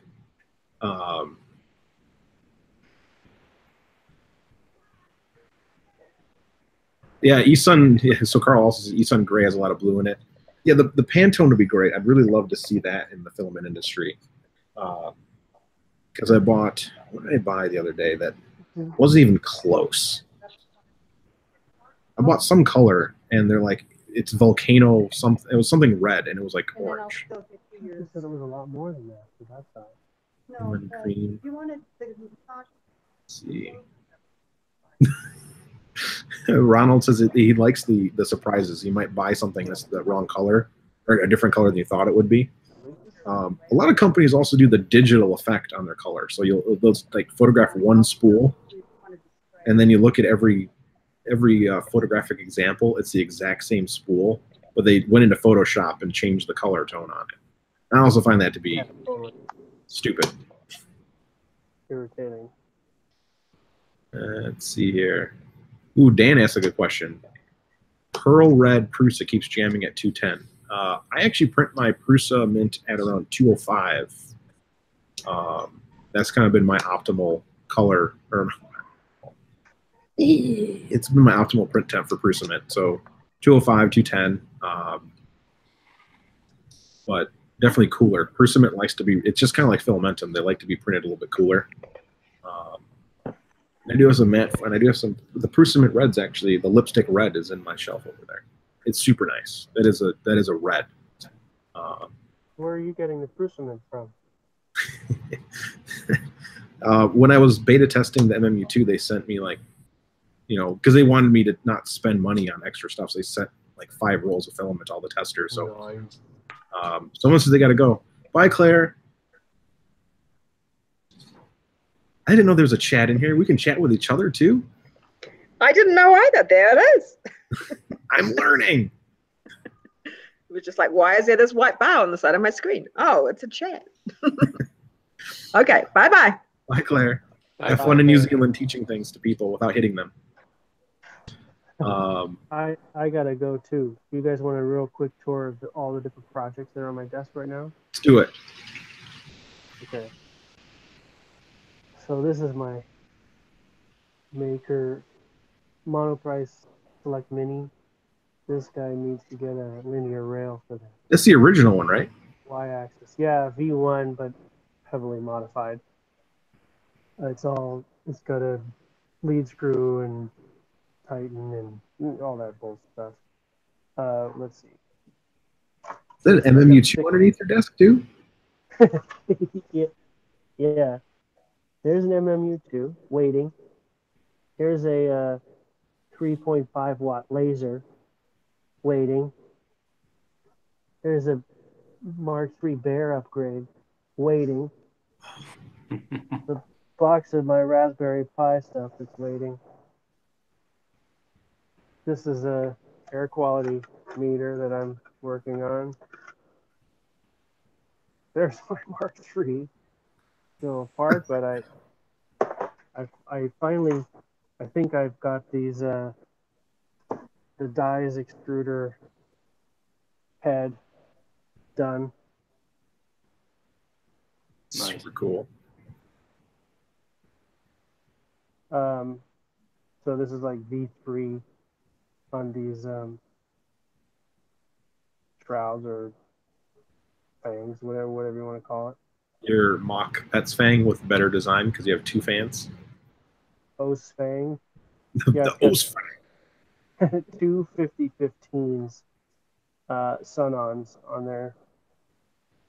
Oh, and then where's that? Oh, this is just the 40 millimeter fan for the Hotend. Just clips right on. So that's good to go. I need to put this in the ultrasonic bath to get the support material out of here. I printed these parts in ABS on the Stratasys. That's how I got these cool shapes. That's the problem with, I don't want to get accused of not sharing this done, but I don't know if anyone's going to be able to print those on a regular FDM printer. Maybe MMU with, with Solubles. yeah, soluble. So this project is next. I was about to put this on it and get it going, but then this came in, so I feel like maybe I better rebuild the frame before I put this on. I don't know. Down here, I got a whole bunch of linear rails. That's for the rail core? This one's not. No, these are MGN 9s for Prusa. I figure I'd make a thing for redoing the y-axis first, just a regular retrofit, and then x-axis after that. I probably won't do a z. So I'll publish that when I finish that. So we'll see that after your next porch. Yeah. So these are the things that I work on at lunch at work when I'm not on chats like this. Okay, this is this. He brought a picture of himself, the really heavy frame. Then an enclosure? Yeah, these are the wall panels for the rail core. What are they made of? HDPE, high density polyethylene. It's like it's that here, let me pull a corner. It's that black textured stuff, 1/4 inch thick. You know the stuff. You've seen it around, right? Sure, I live in it. Pretty much what garbage cans are made out of too, but thicker, 1/4 inch thick. But let me see if I can get this. Oh God, let me put this up next to the Mark III. Because you're printing the 600 millimeter tall. Not printing. Yeah. You're building the 600 millimeter tall rail core. Yeah. Haha, Zerbo. Wait till you get to There's 600 a millimeters. panel sitting next to that little Mark III back there. Jeez Louise. It's gonna be a monster. So it fits 2 Prusas in there. Oh yeah, he's totally. These are all the parts left over from Mark II. These are some rails I was thinking to use for the y-axis rail conversion for Mark III when I get around to that. My printer that I'm building will have V-slots for all axes. Nice. V-slot's not the best for mounting rails since the slot is wider, but so you just have to get bigger or wider rails than that V, right? Mm-hmm. And I'm not sure 12s would even be big enough for V-slot mounting. You might have to go like MGM 15, which is just going to be heavier but more expensive. Not bad. Hey, that's why the printer cap is at $1,000. That extrusions. Oh, SolidWorks. Look at you, fancy guy. So I'm also working on. So this is a Pi, Octo with a 3.5 touch that I'm trying to get running right now.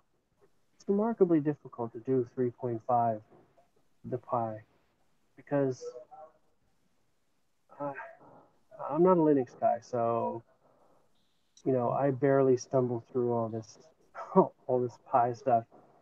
But Octopi, the Octopi image makes it all really easy, right? But the Octopi image isn't set up to run a screen like this, so you got to jump through all these different hoops, and along the way, I always end up messing up, and by the time I get to the end, it doesn't work. Anyway, so I love the 7-inch Pi screens because they work right out of the box. So you can load the Octopi image. You don't have to worry about the screen. It just works. I need But one of anyway, those. I want to get a 3.5 to work. So I'm working on redoing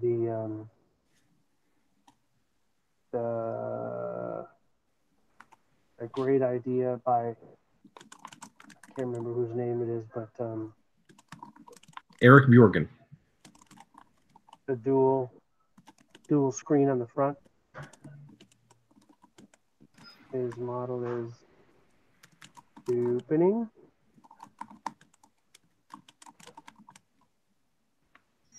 Whoa. Oh yeah, I showed you that first dual screen thing.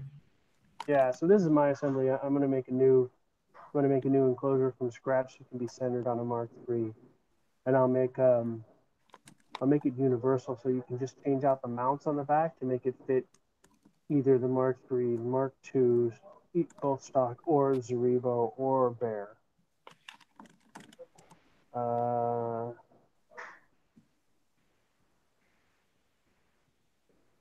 Yeah, this is, where did it go? Oh, that's not right. You forgot to pay for your SolidWorks license. He yelled at you. No.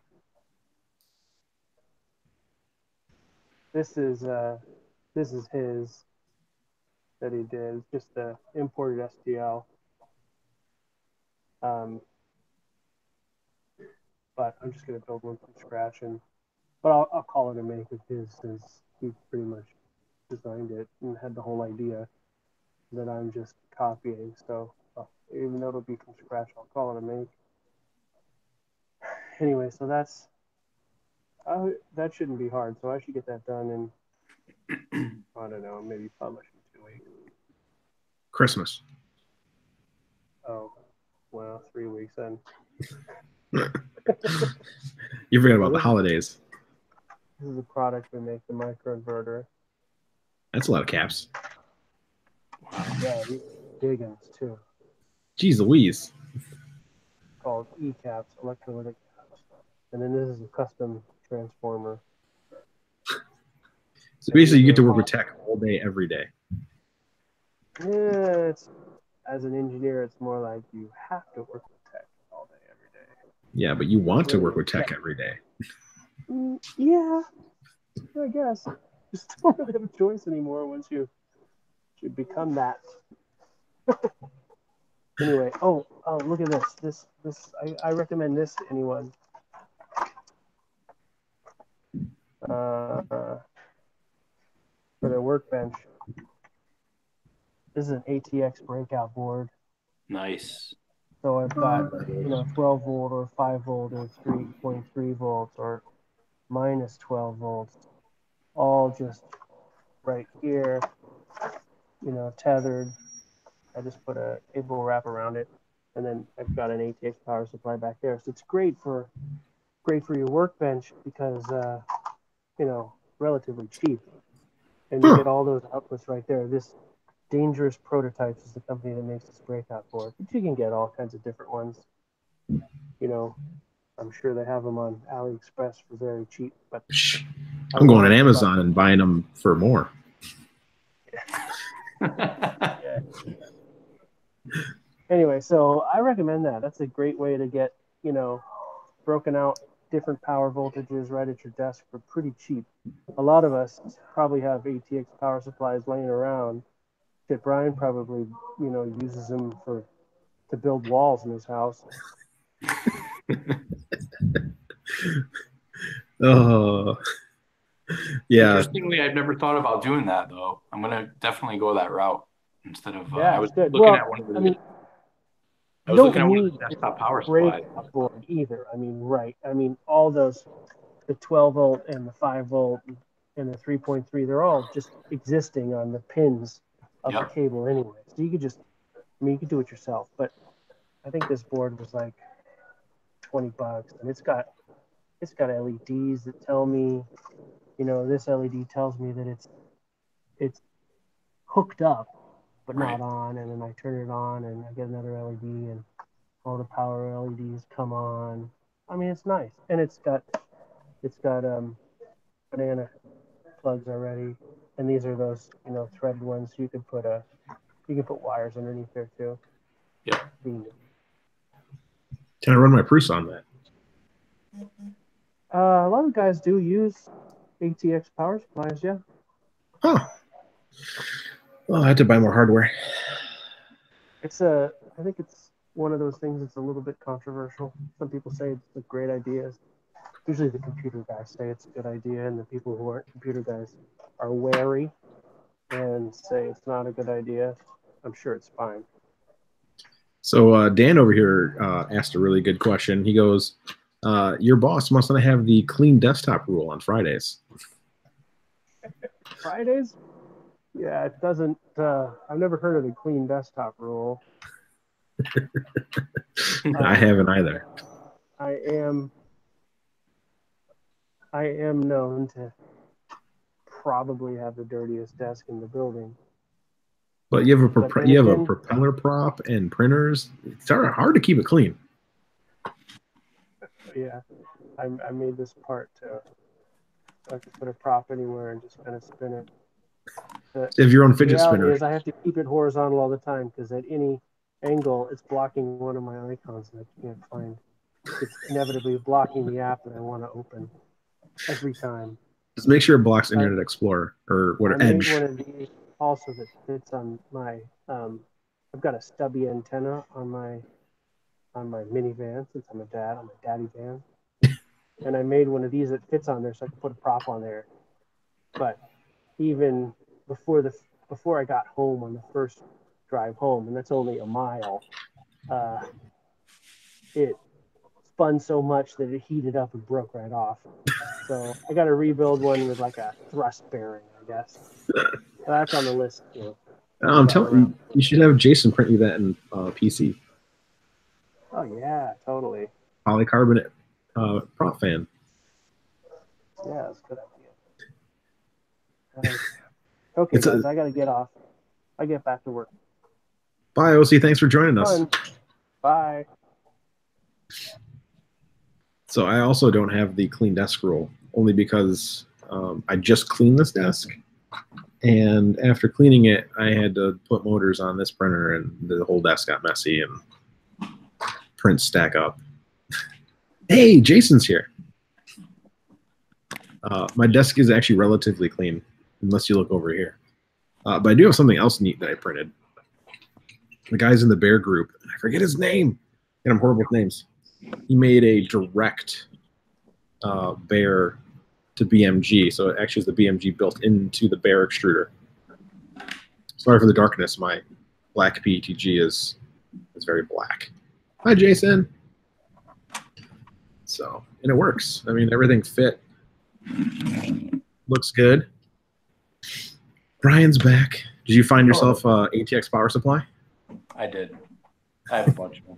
And you're going to build one of those power things now? I'm charging my phone from one right now.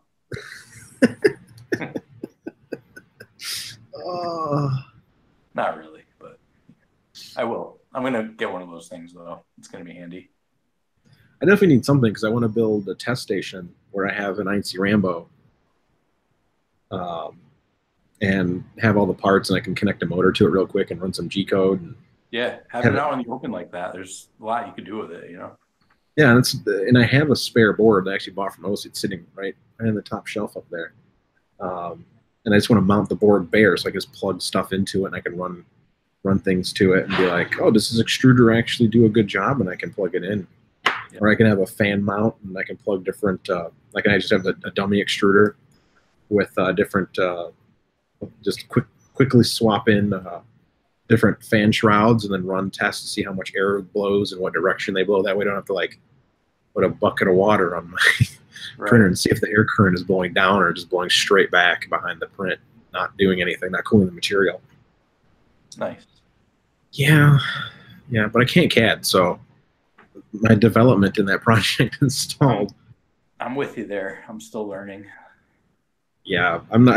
I stopped learning. I was like, y'all are just better. I used to just bug Vecco all the time. Like, Vecco, can you make this for me? Because I am dummy head, and he did. I mean, I could do like very basic things, you know, like I'll grab something I just made the other day.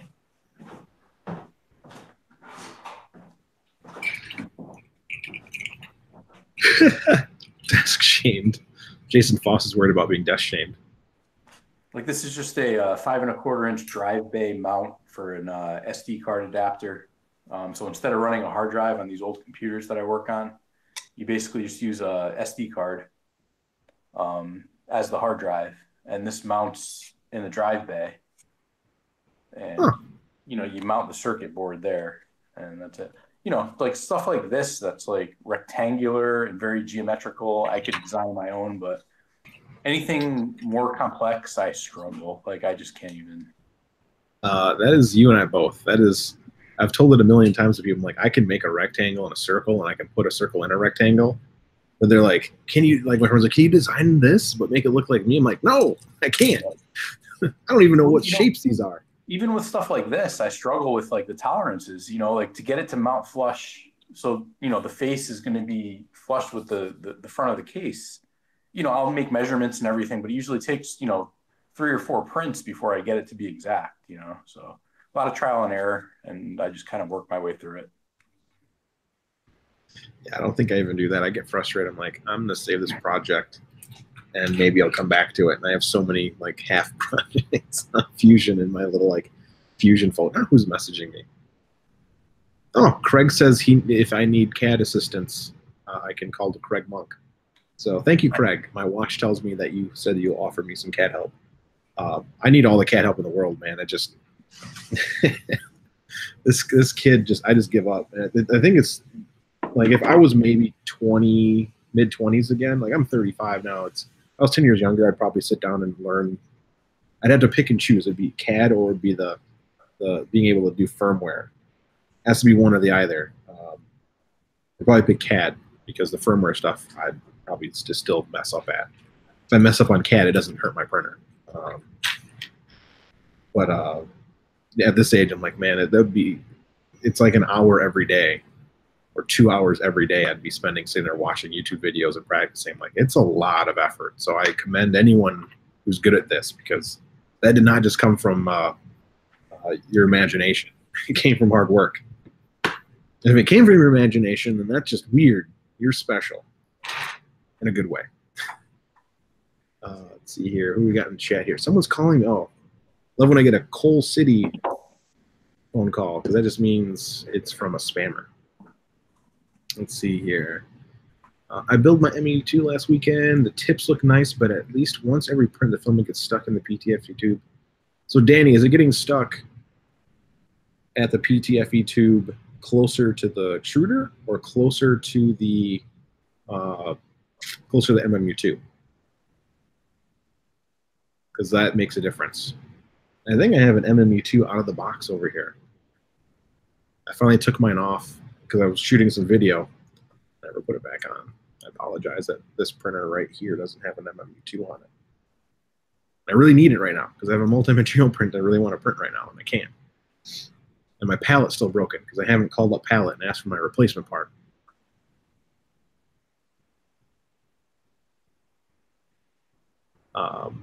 Oh, okay, he said the tips are too thick. That's easier.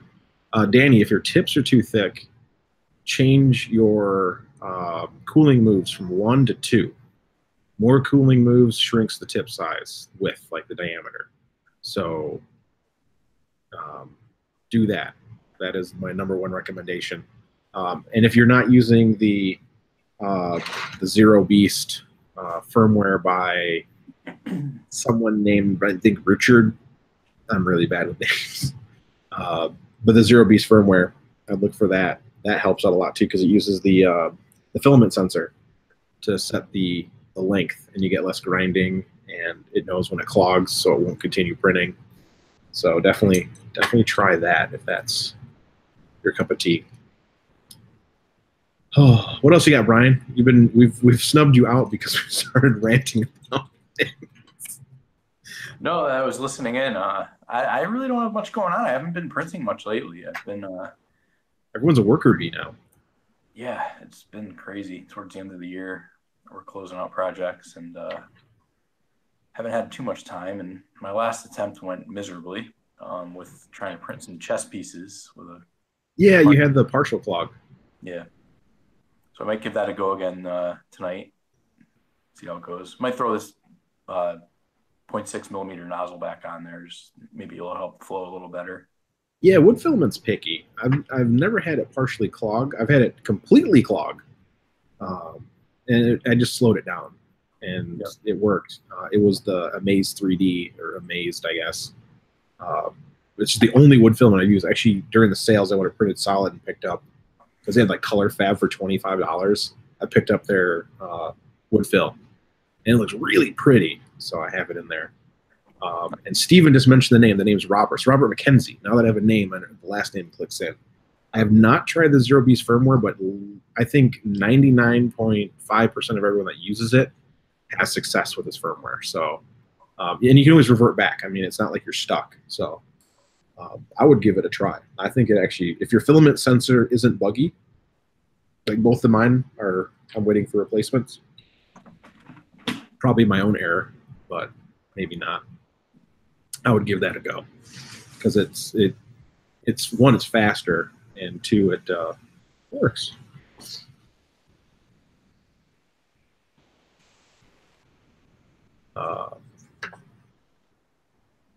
And then that chess set, which one was that one? That was off of Thingiverse? Yeah, just a random one I found. You know, it seemed to be pretty decent. I don't remember the name. I could probably look it up. You know, I might give that the skull set a go too, though. The one that was posted earlier. That one was super cool. The only thing that scares me is the supports. Like, right. I almost want to bust out my photon. Like, it's sitting right here. I took my, oh no, it's sitting back over there. I moved it. I've been moving my basement. I've made, after selling off all my non-Prusa printers in the last 2 weeks, I actually have like 2 workbenches now cleared off, but then all my SLA printer just keeps jumping around. Nice. Yeah, and I haven't used it. I printed one thing, and I let it sit, and the resin has been just sitting in the vat for 3 weeks. So does that go bad? Like, you have to eventually, you know? You shouldn't leave it in the vat. You should never leave it in the vat. That damages the FEP film, the film that's on that sheet. But my sheet needs to be replaced anyway, and I have replacement sheets somewhere. That's what I was looking for too. I was like, where are my replacement sheets? I bought them. I know they're here. They're like a little cardboard envelope. Right. Yeah, it doesn't really go bad. It would have. The original photon that I had, I still had, the original photon. It came with blue. Yeah, it came with blue panels, and blue panels aren't UV protected. Okay. So the UV light in the room would eventually harden the material and ruin the material in the system. But you should never leave the material in the vat, because it just ruins everything. But mine's settled, so all the coloring agent is at the bottom, and then all of the actual resin is at the top. So you got a little cleanup to do before your next SLA. Oh yeah, complete. And it's such a pain, because I need someone to dump it. You can't pour it down the drain. Yeah, you can't do anything with it. People have been, and I see the horror stories of, like, it'll react with something and then harden in your drain, and you just have a giant solid chunk of resin. I'm sitting there like, what are you doing? I mean, can you freeze it and throw it away, or? I put them in medical grade jugs. This station back here used to be my photo printing area, so I used to do darkroom development. Yep. And so this is my darkroom table, so I still have the darkroom tubs, and then I'll bring them to we have a chemical recycling plant, so I just mark them as hazard and hand it over to them in jugs. There's non-leaky brown jugs, so that light can't penetrate them. They're sealed so they don't leak, and they're really thick plastic. Nice. So I do the legitimate thing. The only downfall is I've been storing them. So underneath here there's some photochemical I need to throw away. There's photochemical over there that I moved I need to throw away.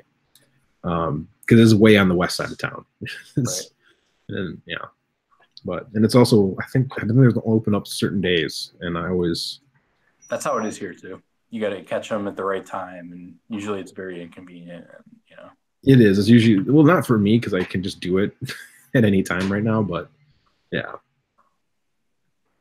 Yeah, Ronald, you are correct. They are definitely a bit messy, but the print quality, there's nothing. I mean, FDM doesn't have a chance to compete in that regard, just sheer quality, because it can get the most detail you've ever seen.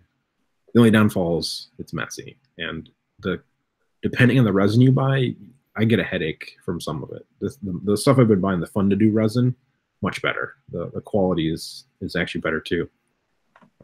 There we go. Jason Foss has just told you the trick to printing wood filament is to not. I haven't had no issue with it after I figured it out, but I'd only print on my Mark IIs. I did print it a couple times on Mark III, but I mostly stuck it to the Mark IIs. No, it's not the price. It's just some of them has a very acrid chemical smell, and I'm in a basement, and I do have a window here, and I did have ventilation, but you can still smell it. So I'd actually get a physical headache, like a brain headache from, not a brain doesn't hurt, but I'd actually get a physical headache from smelling it, because it is very acrid and unpleasant. Some are much better than others. Like, do not buy Wanhao resin. It just smells. It just smells awful.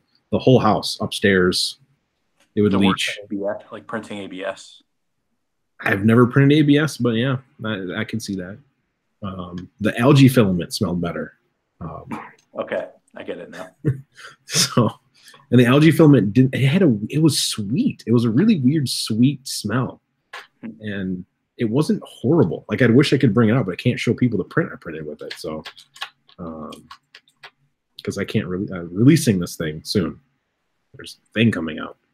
Monocure's is really good. Monocure's Rapid Resin. I use the Monocure's resins. I also have the Monocure's Flex. So I add a little, like, I use 20% flex so that my prints don't break. So Jason is currently printing wood filament. Jason, don't. I heard you're not supposed to print wood filament. I was told by a very credible source. His name was Jason Foss, I think. Not to be confused with Jason Foss. All right, I'm tired. And I have an art show to go to, because I have to sell these little Santa Clauses for like $1. Like, guys, Christmas time. I also have a package upstairs waiting for me, I think, because I bought a 3D pen, so I can 3D print with my art skills. Which one did you go with, Chris? I don't know the brand, but I picked one up on Amazon that was like $40-something because it was battery pack operated at a 5-volt charger, so you can charge it and use it, and it had like 400 near 5-star reviews. The first 3D pen I bought broke within using it. Like, the little plastic thing, that the body that went around it broke off, and it was like $30. So this one I hope is made better. Jason Foss, my favorite thing about SLA printing is that my SLA1 will be here by Christmas, right? I would guess first. I would guess January. I'd throwing that out there. I would say January. January is going to be a really good month, so I'm throwing that out there for the world. January would be just a good month. I don't know why. What, January is just a good month for everybody. Yeah, Ben, all the wood filament I've ever used always smells like you're working in a wood shop. It is the greatest. January 2021. It does smell good to print. Yeah, I love the smell of wood filament. Because I love wood shops. Like, if I had the room and all the exhaust fans and everything and the vacuums, I would run like a Carvey or make my own. When it'll be working well, I can guarantee that the SL1 will work great out of the box.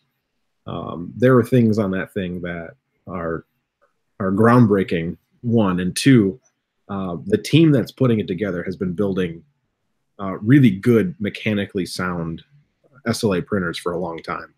So they are not like, this isn't Prusa going, we're going to make an SL1 printer. This is Prusa going, I'm buying a really good SLA company, and we're going to give them funding to build a really nice printer versus the other way around. So everything that I've heard on the development path has been fabulous. So I know the developer popped in once, and I was like, man, it'd be so cool if they added a built-in, because resins need to be not really calibrated, but there's a calibration test you can do to see what exposure levels are better for certain resins. So whether it's like 1 second, 2 second, you know, how many seconds you expose the material to per layer.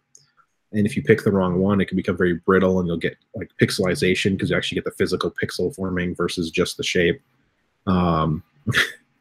So they're actually building that calibration test in, which is not in any of the cheap printers. If you want something similar right now, I don't think it's called Frozen. It's like PHROZEN. It might be Frozen. It might be Frozone. I don't know. They make one that's very similar. They're very with the better array that Prusa is going to use. I think it's like $1,200 or $900 for the same size. It's going to be very similar to that, but tilty vat and stuff. And I know LDO, he's been doing a bunch of stuff with the SL1. So Jason from LDO. So this won't be a rinky-dink experience for Prusa off the get-go, thankfully. So they just got to fix some other stuff, mostly the filament sensor. I'm still fighting my filament sensor.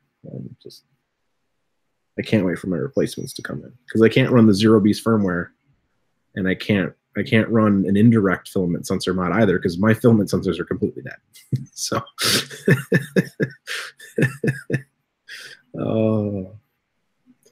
let's see.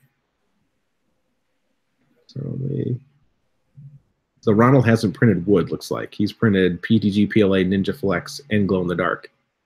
Speaking of glow in the dark, stuff's awesome. I found a awesome glow in the dark PETG that I want to print with. I might do a glow in the dark printer. I just need to buy more printers.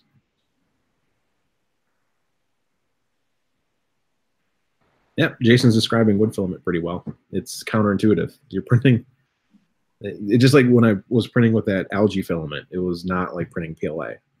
And it smells not like PLA. So, but on that note, I think we're going to leave unless Brian has anything he wants to add for the evening.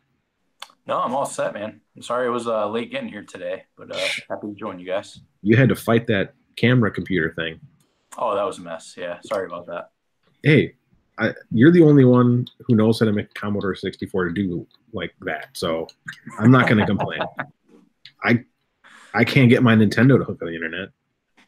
My Switch does, but my original Nintendo can't. So we'll work on it. I gotta do. I would love to stream video games too, but when I'm bad at them too, it'd just be me playing video games. Yeah, maybe you want to keep that to yourself. All right, everyone, thank you for joining for this. Well, I think we did it for 3 hours, almost 4 hours. Not me. Maybe 2 for me. Yeah, that's whatever. So the story of the day is buy those belts and pulleys from E3D. They are all 2GT.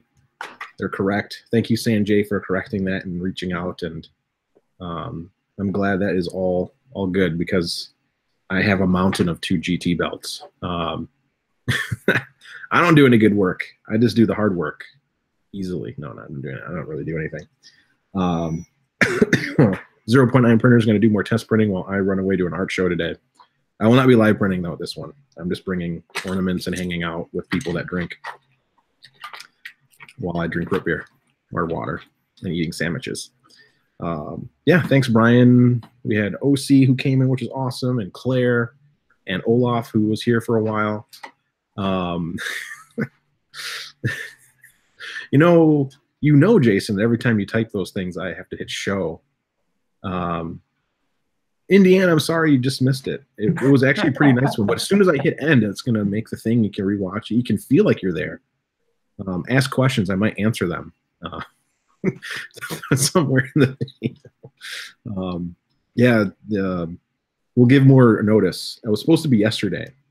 It was supposed to be yesterday. It moved. It was supposed to be today at noon. It moved. So, yeah. Other than that, I'll be posting a bunch of new stuff. I have so many things to chat about, but I've just been collecting it all. So we'll see more blog posts. I know Marie and one of the mods is working on some really good Raspberry Pi stuff, which I might steal all her Raspberry Pi stuff that she posts on the blog and maybe make videos on them for the people who hate reading. But that'll be after my other videos because I still have to make other videos for that. So thank you, Brian. Thank you, everyone in internet YouTube land for joining us. See you soon. Stop broadcast. Hit the button.